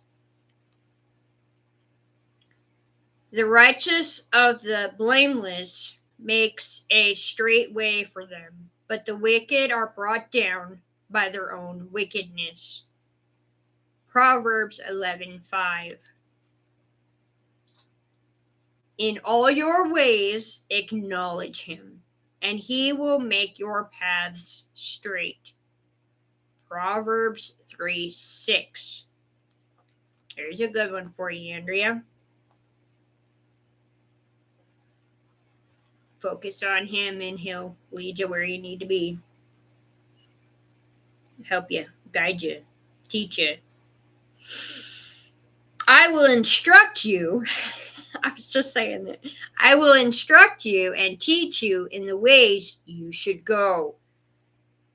I will counsel you and watch over you. Psalm 32:8. So once your focus is mainly on God, I'm not saying that don't do your other stuff too, like your responsibilities, as in if you have a job, go do your job. He can guide you there too. He can teach you stuff from there too. I'm talking like he does things in so many different ways and so many different aspects that, like, if you have responsibilities, you still got to take care of your kids if you have kids. You still got to take care of your animals if you have animals. You still got work to do when you have a job. But when there is nothing more Instead of sitting in front of that TV or sitting and scrolling, doom scrolling, just scrolling, not really picking anything, you're basically, your focus needs to be God. Doom scrolling and watching hours and hours of mindless TV, that's not focusing on God. Okay. Read that one. Okay. I will lead the blind by ways they have not known. Along unfamiliar paths, I will guide them. I will turn the darkness into light before them and make the rough places smooth. These are the things I will do. I will not forsake them. Isaiah 42:16. Now I have passages for everything I was just talking about. It's kind of funny. I'm backing up what I'm saying, right? Yet I am always with you. You hold me by my right hand. You guide me with your counsel, and afterward you will take me into glory. Yeah, you guide me with your counsel, and afterward you will take me into glory. Psalm 73, verse 23 and 24. And that one's on guidance. So I kind of give you some passages or verses. Basically, I gave you scripture to go along with some of the stuff I've said. I know I didn't line it up exactly, but God led me in a different direction, and I just went with the flow. And now there's those passages to kind of go with a lot of what I was saying. You know, he'll guide you, he'll teach you, he'll nudge you, and he'll use what one will work best for you, as in teaching you what it is you need to learn, and getting you where you need to go, and having you do what you need to do through that. But if you are not focusing on him, that's not going to happen.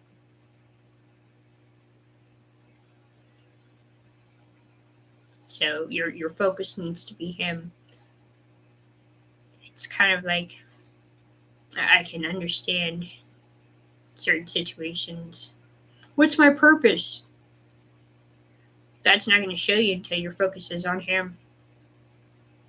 My focus is on him, and he'll give it to you. It's kind of like putting a puzzle together. He's not going to give it to you, the fullness of it. He's going to give it to you in pieces,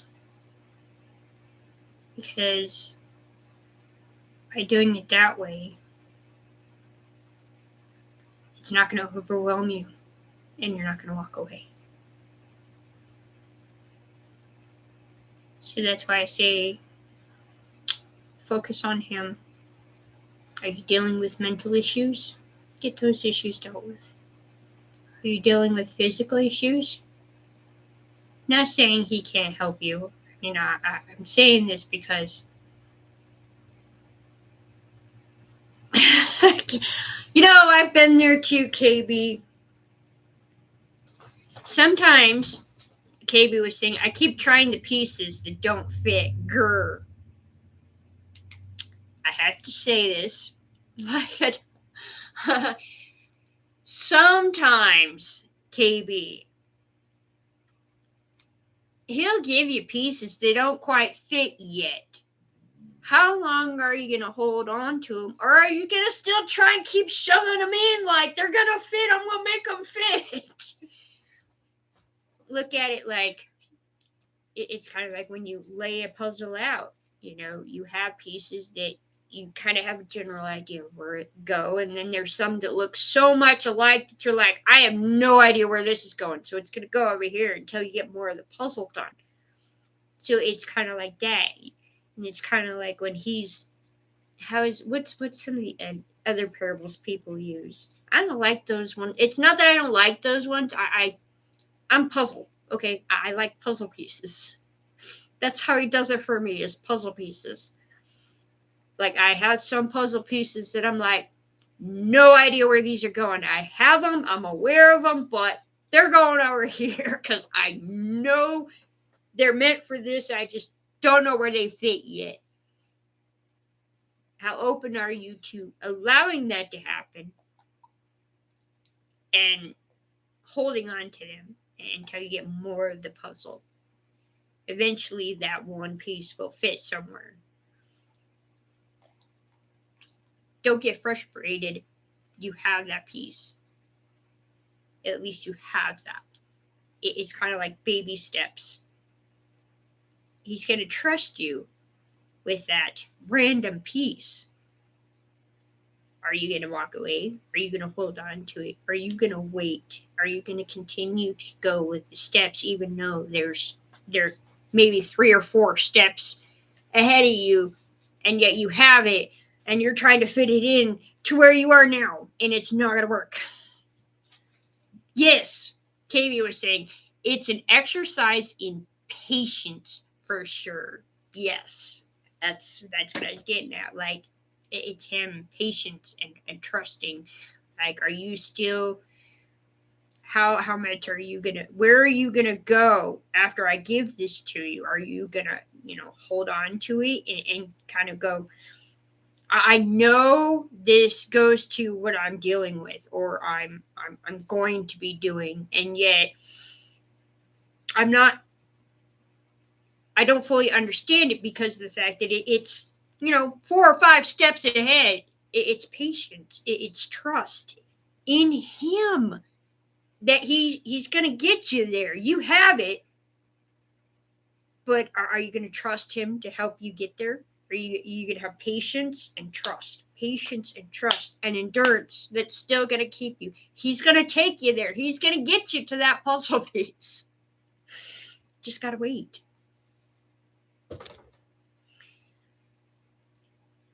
Let's see. Then when the pieces are finally together, something comes along and knocks the puzzle completely apart. That can happen, yes. It's also a test, especially when something like that happens, Andrea. And I say this because of my path, okay, of where I've been going since I was a child. Are you going to get frustrated by it? Are you going to get angry? There's so many aspects because of the fact of maybe he's not that God changes his mind, but he has something better. You learn something from that, and now the puzzle's messed up, and now you got to figure out what to do, right? As I see this, it's either he's going to help you rebuild what was already done, or he's redirecting you because you've learned what you needed to learn there, and it's time to move on to something else. He can take you wherever he wants if you allow him to. You're done learning this. It's like in school. You go through grades, right? You learn different stuff through different grades to a point of where eventually you get to the point of where you can choose if you want to go to college or not and where you're going to go to college at. Like, you actually get more of a choice. God does the same thing. There's certain specific things he's trying to teach you before you really get to college. Before, not saying that when you get to college for God, it's so many different ways that things can be done. It depends on what he has for you and where he's going to take you. How much more you need to learn. And it's kind of like with school. Are you going to continue working on your path? Are you continue to have your focus on him? What more can you learn? Let's stay in grade school for like another 8 years when you're supposed to be past that. It's kind of like you have to move on. You have to get to a point. Your focus is in God, not so much other people. Not saying don't care, don't love people. Like God will guide you in what it is going to be. Okay, it's more of, are you going to be aimed more towards hospital and caring for the sick and the hurting, or are you going to be deliverance, or are you going to be, it's kind of like that. It's where he's wanting to take you, because sometimes I've learned or got to a point of where you have to learn this to understand this to get here. Baby steps. Trusting him, knowing he knows where the end game is. And just going with what he wants you to focus on at that time. I'd open a window. Be right back.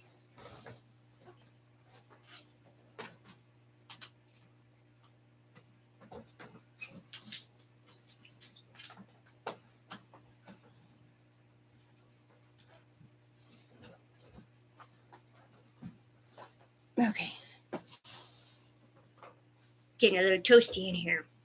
Where was I? Anyway, let's read some comments, shall we? Hi, buddy. You want to come up here? Come on. No, you're not getting under my lap. No, you're not getting under the laptop. You're getting on the table. Come here. Come on. No, fine. Back off. Let's see. Then when the pieces are finally put together, something comes along and knocks the puzzle. Okay, I already read that one. Nettie was saying, Nettie, I need to see things the way he does. A renewal of my mind. The things that happened felt like punishment, but it may not entirely be punishment, but love. I've been there. There was a few things that I thought were punishment, and there's something it will get to the point of you won't see everything the way he does. Your mind won't comprehend it because you are not God. But he will make it workable for you, as in what he wants you to see and understand. And yeah, there have been times that I have dealt with a lot of things that I thought were punishment. Not saying it couldn't be, because I don't know the fullness of your situation and what you've gone through. But as in my own experiences, some of it was lessons. Most of them were lessons to sharpen my discernment, to sharpen my awareness. And that's another way of looking at it. And some of the stuff that I still haven't fully come to an understanding about. Eventually I will, and maybe I won't. It depends on what he wants to use at any specific time. It's kind of like, don't dwell in the past, but he can bring stuff up from your past to, one, help you deal with what has happened. Two, there's a lesson there that he wants you to be aware of. Not saying that's what it is all the time, but that's some of my experience, is that there's a lesson behind all of it. Yeah, it happened. But are you going to allow it to, continue to eat you? Are you going to allow that bitterness to continue? Are you going to allow that anger from what happened back then to continue? It's some of the stuff I've learned. And I'm still learning. I mean, it's an ongoing learning process. I guess tests wouldn't be as effective if they weren't so super duper tough. You got a point there, KB. It's like tests in school. yeah, you had all these things that you learned, but the test, in a way, tests you on how much you've actually learned. And in a way, that's the same thing of what God does. You know, He tests you. What have you learned in the season? There's You can repeat seasons. You can repeat stuff until you pass that test.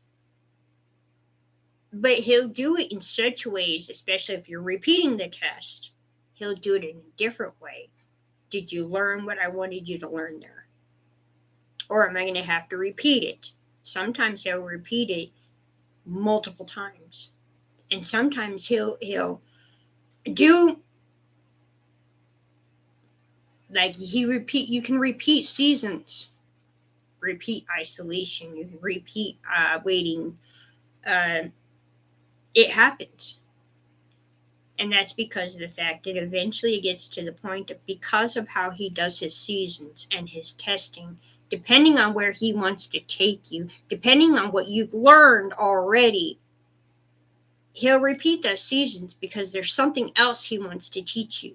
And that's why sometimes you repeat the seasons. Sometimes you repeat the tests. It's kind of like sometimes you feel like you're doing deja vu. Like, didn't I already deal with this? Yeah, but what did you learn? Did you actually learn what He was trying to teach you? That's just something that I've recognized. I don't know for anybody else. I've seen it through some other people, but mostly for myself. What did you learn? I've repeated things, not realizing that, it was a test, not realizing that it was a season. Now that I'm understanding the different seasons and what can happen in those seasons, and it's different for everybody because we are all unique individuals.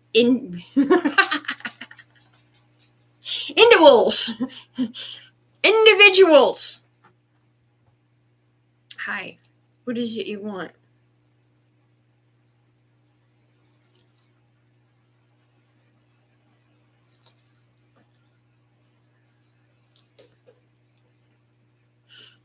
Let's see. Super duper tough. Exactly, KB. I'm over these tests. Well, it's kind of like with school. You are so done with tests, but yet you still have tests. It's going to be that way for the rest of your life, so accept it. Gotta let the dog out. I'll be right back.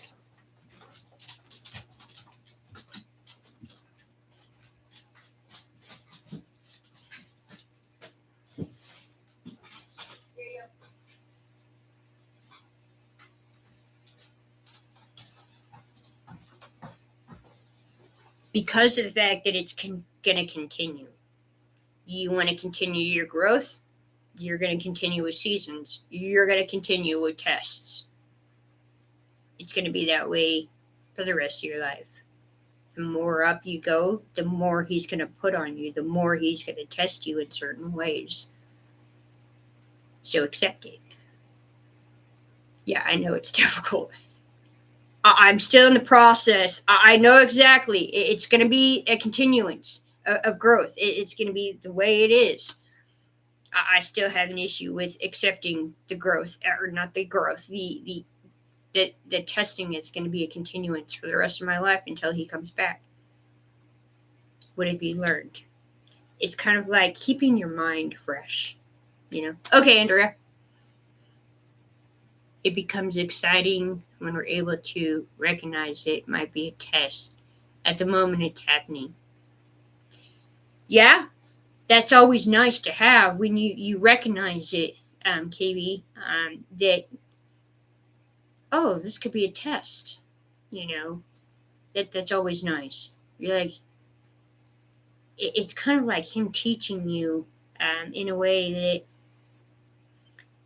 it's a possible test. And then you have to kind of like figure out, well, what is He testing me on? What did I ask for that He needs to test me on before I get where I need to go, kind of deal. So that's kind of how I see it too. So, I mean, it varies in so many ways and so many different things that it's like sometimes when that happens, that it might be a test. I laugh like a mad woman. Yeah, I could see that. In a way, a test. Could this be a test? How strong is your faith? How strong is your trust? How willing are you to supernatural? You know, that kind of thing. I mean, there's so many. I don't even want to even try to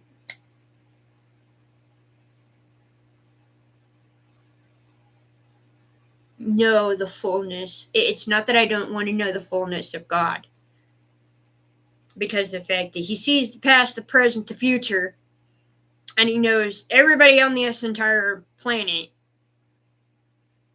and so much more, to the point of where my tiny human brain would not be able to contain it all. I'm happy with what I do now.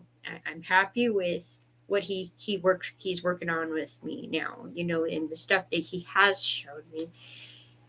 It'll get to the point of where, knowing more and more, but he's going to do it in a way that is not going to and make you go backwards, because that's not what he wants. Am I the only dude left here in the chat, girls? Because it's 4:18 and I'm wondering if I should be wearing a sports bra. Oh, I love you too, Steven. I'm so glad you come. Am I supposed to rejoice? Whatever works for you, KB.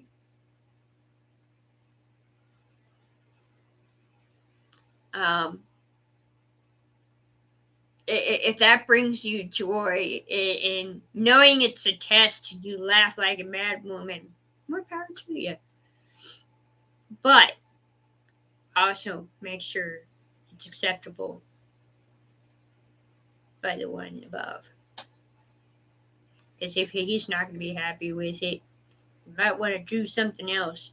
But if he doesn't have a problem with it, then laugh like a mad woman all you want. Just don't push it off on other people. I guess I could say. I mean, I don't know. Talk to God about it. I don't have a problem with it. I mean, sometimes I laugh, thinking, sometimes if I think it's a test, sometimes I used to really get over high anxiety and stressing about it, and to the point of okay, well, what am I supposed to do? What am I be testing about? There's times where it has been that way, or I'm like, what am I feel like I'm being tested, but about what? What am I being tested for? I gotta go let the dogs back in. Be right back.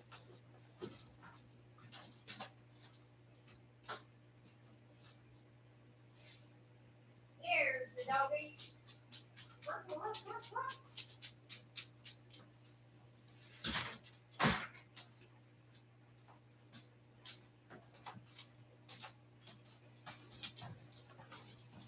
All right, and sometimes when that happens, it's almost more of a quiz time than a test time, because sometimes I feel like those happen too, where it's I'm trying to get your attention here and teaching you something, so here's a quick quiz, and because a quiz is like a test too, but it's more of it's kind of like at school. It's where it's the halfway point of when you're learning something, and then you get to the point of where you're about to have a test, but you need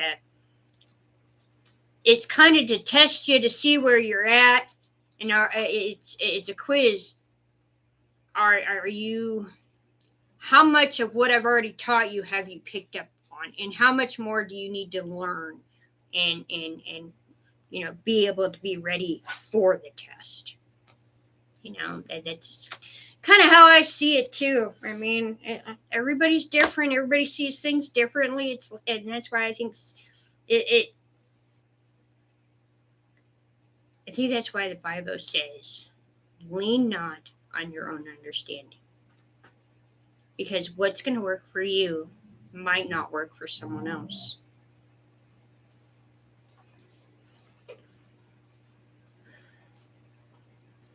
I think it's partly relief when I break out in laughter that there's a purpose to the frustration and trouble coming my way. Yeah, okay, yeah.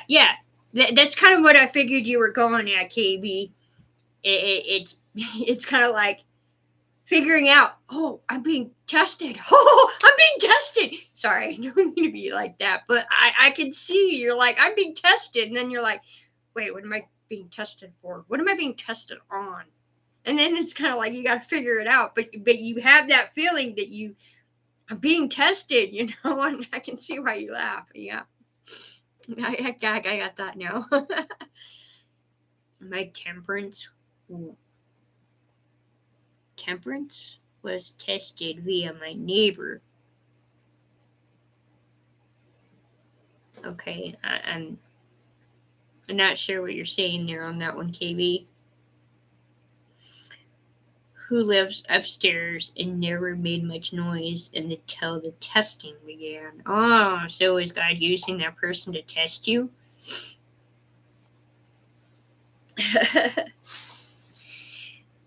How much of your are you talking like your temperament, your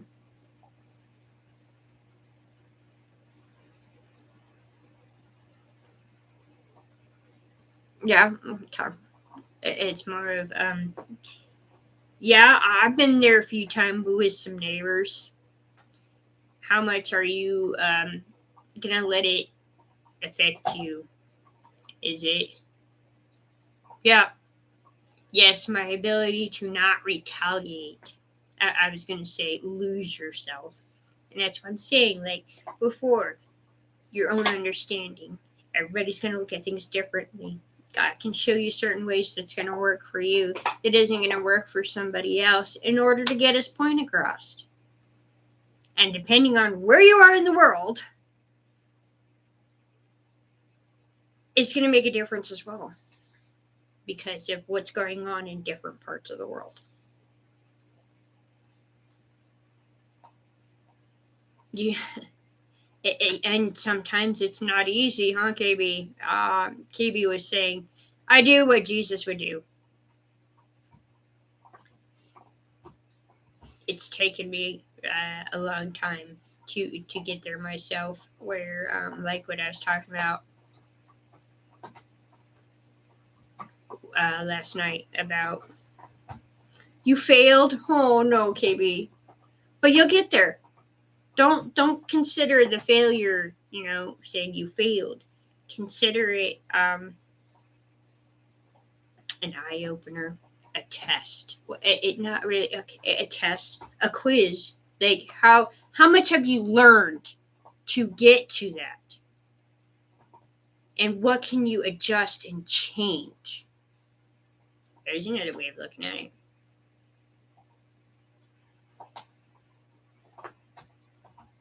Because we all fail.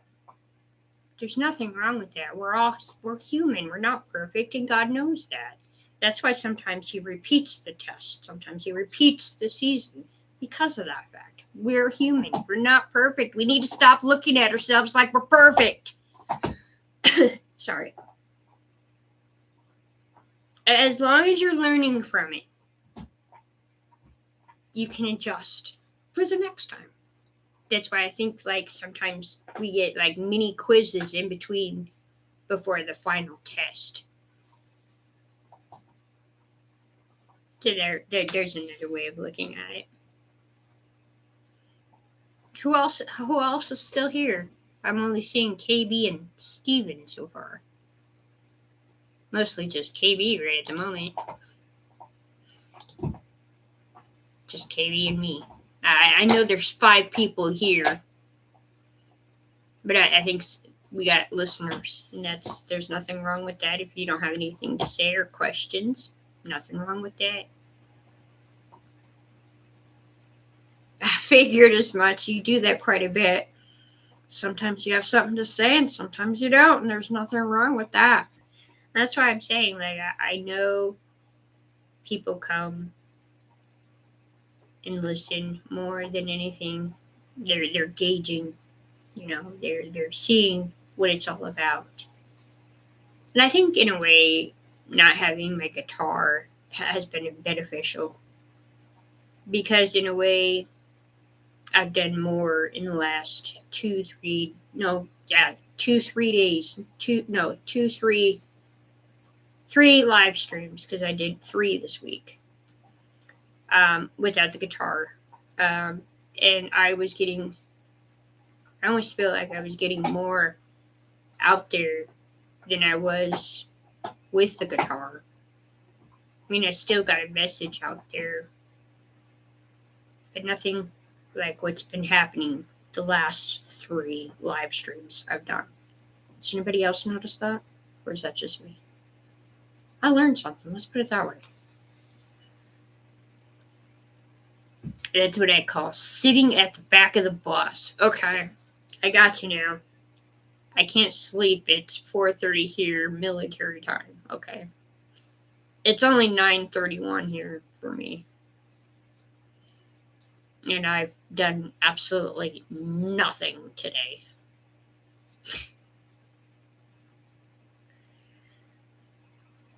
I mean, I spent time with God. Don't ever stop doing that. But as in, I was still gonna do some more decluttering and organizing and cleaning of my house. I've done so much this week that I did nothing. It's the Sabbath. I did nothing. Nothing. Spent it mostly with God or sleeping. But anyway, sometimes I feel like when I'm sleeping, I'm still spending time with God. Oh, you're in England, Stephen? 13:31 p.m. here. I still never figured out military time.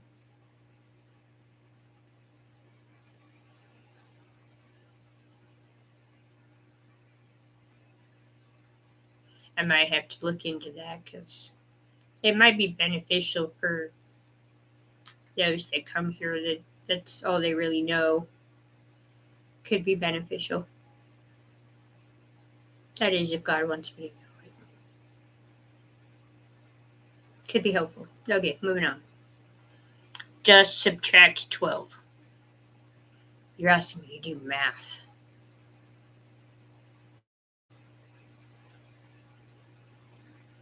Yeah. Wasn't my best subject in school. Let's just put it that way.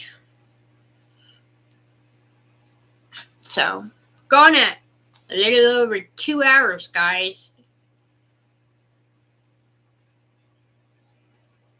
For the amount of people that have been in and out of here, and I got 7 likes. Hit that like button, people. Spread this word. This is God's message. Help me spread the word. I'm not doing it for me. I'm doing it for God and helping those that need it. That's why I try to do this. And when I say I try, it's because there's some days that it's more of a I have to kick myself in the pants. It's what God wants you to do, so you need to do it. But I don't wanna. Kind of like a kid, But I don't wanna. I'm too tired. Do it anyway.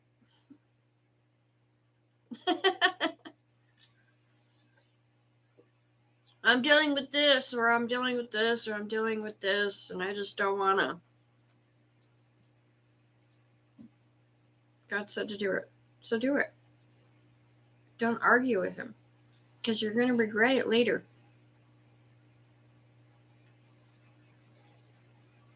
Oh, so you're technically an hour behind me. If it's 9:34 here, and you're saying it should now be about B8.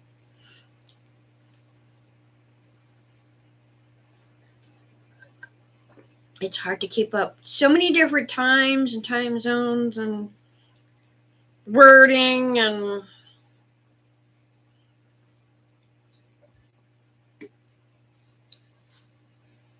Steven, you have come so far, Shofar Girl. I'm double proud of you. Well, thank you, Steven. Sometimes I am not proud of myself, and yet knowing that I am doing the best I can, considering I'm only human. And that makes it seem a little better for me, because knowing I'm human and God has grace and mercy and He loves me, I mean, has definitely made it easier for me to be able to continue to do this. Because there's been so many times that I've said before, like especially last night, I wanted to delete my channel. I said that I'm getting to a point of where I know it's the enemy trying to stop me from continuing making this and making an impact on people. And like I've said earlier, the smallest little thing. I share what I can.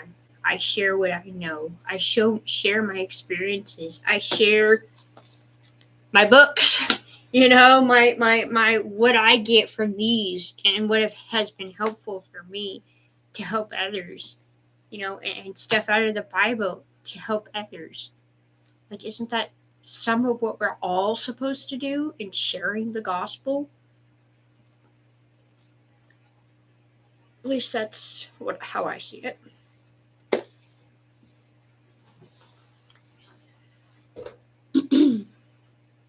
So, I mean, that's what it is.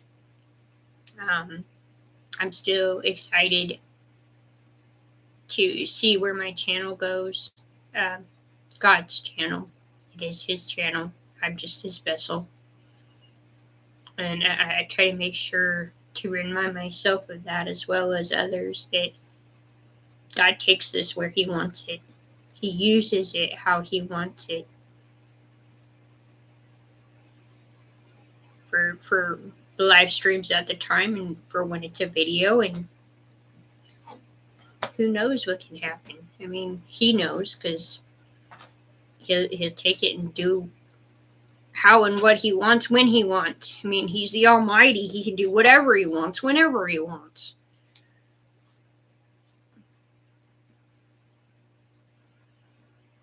I mean, with how confident you are on that camera, you're just truthful, not fake, just you. I wouldn't be here if Shofar Girl wasn't authentic. Yeah, I'm not fake. What you see is who I am. I'm a child of God. Yeah, I'm not perfect. And I admit that. I mean, there's still a lot of things I need to learn. There's still a lot of things that I'm dealing with myself. And it takes time.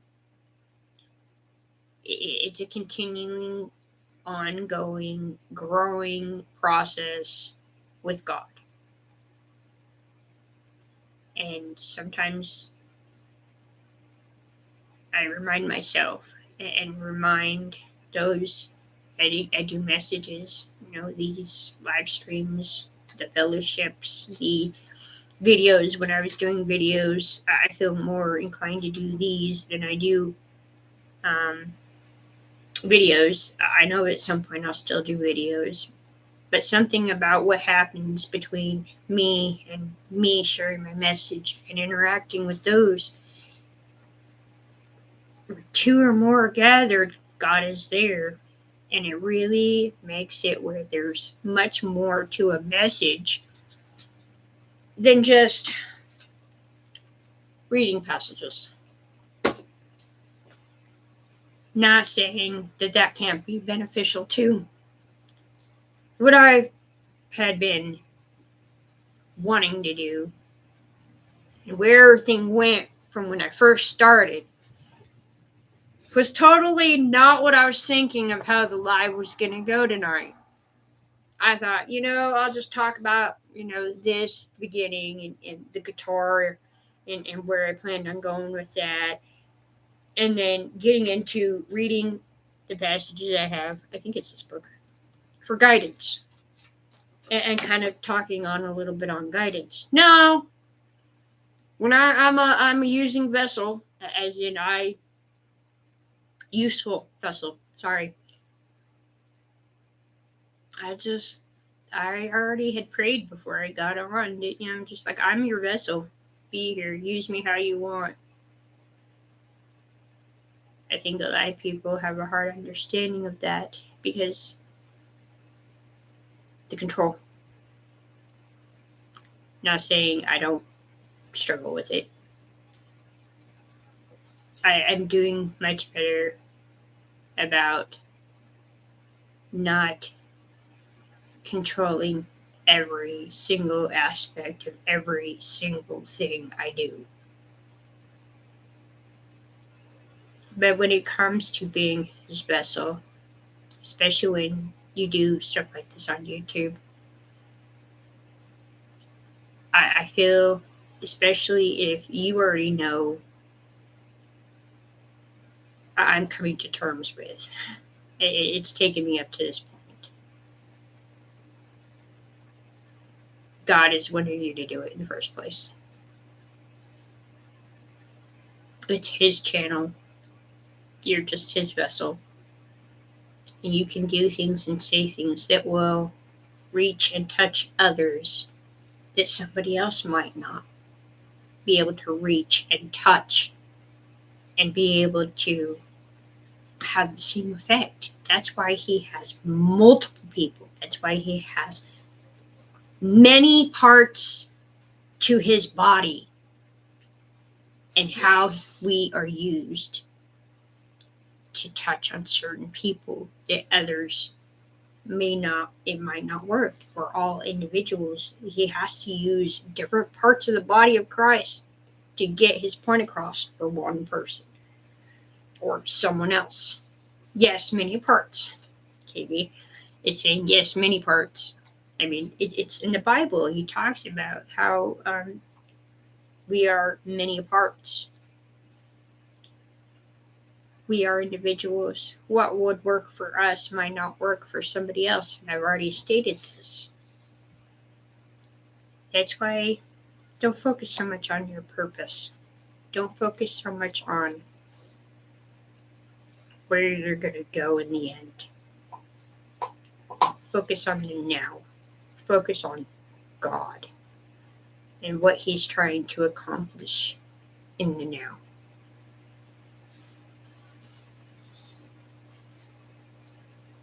So,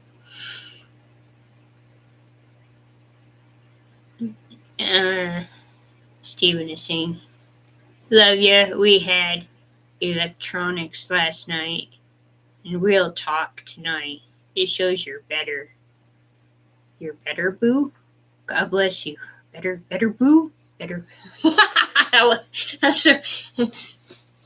Yeah, I'm getting to the point of where I think I need to figure out some other different way of doing these live streams. I'm sitting on this couch this certain way, praying God will deal with my hips so that I can sit here. But I think it's getting to the point of where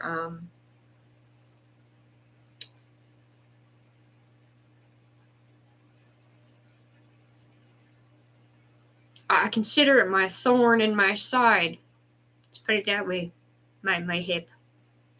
Not being able to sit for extreme long periods. Because there's times where I can do it for long periods, and then there's times where I can't. So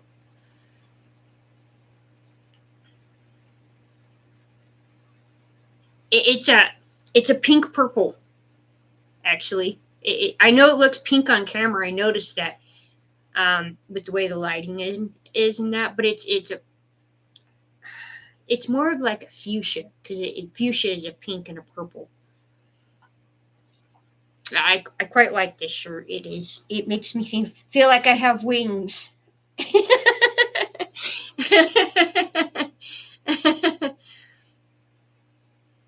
The pink is lovely too. It matches the atmos of today's live.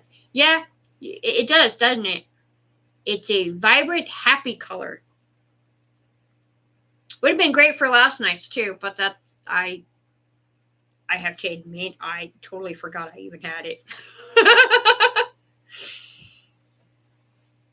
that was just me, dude. Chill out. So he thought someone was knocking on the door because I was moving my feet and hitting the floor.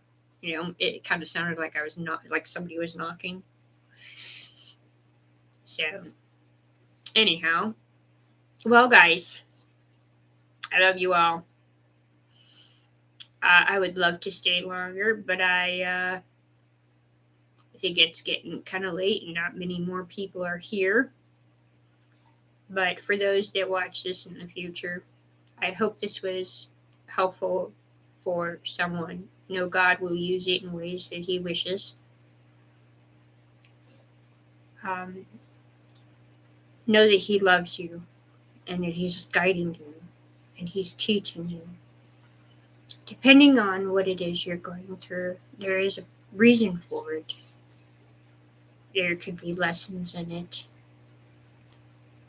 But the biggest thing I want you to understand is He's guiding you and He loves you. And He wouldn't be doing it if He didn't love you. So just think of it like that. So I love you all. And if you like my videos or my live streams, please hit the like button to spread the word. I want God's message to get out there and reach those that somebody else might not be able to reach. Subscribe if you want to continue with me on my journey and seeing where things go and kind of seeing what happens, because it's always changing.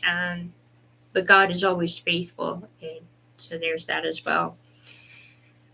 Yes, KB, until next time, God willing. So, subscribe to continue where things go and see what happens and see what you might be able to learn until it's time for you to move on. So there's that as well. And donate if you'd like to donate. I'm saving up for a new guitar. So it's kind of where I'm at right now, and also to continue making these live streams and these videos is kind of where I'm going. And you don't have to donate. I don't even like asking. I just put it out there just as to let you know that you can donate, and that my link is either down in the description or on my main page. Don't forget to check out some of my other live streams and my videos and see what else might be helpful for you. So, God loves you. I love you. Have a good night, day, or afternoon, wherever it is or whatever it is, timing for you and where you're at.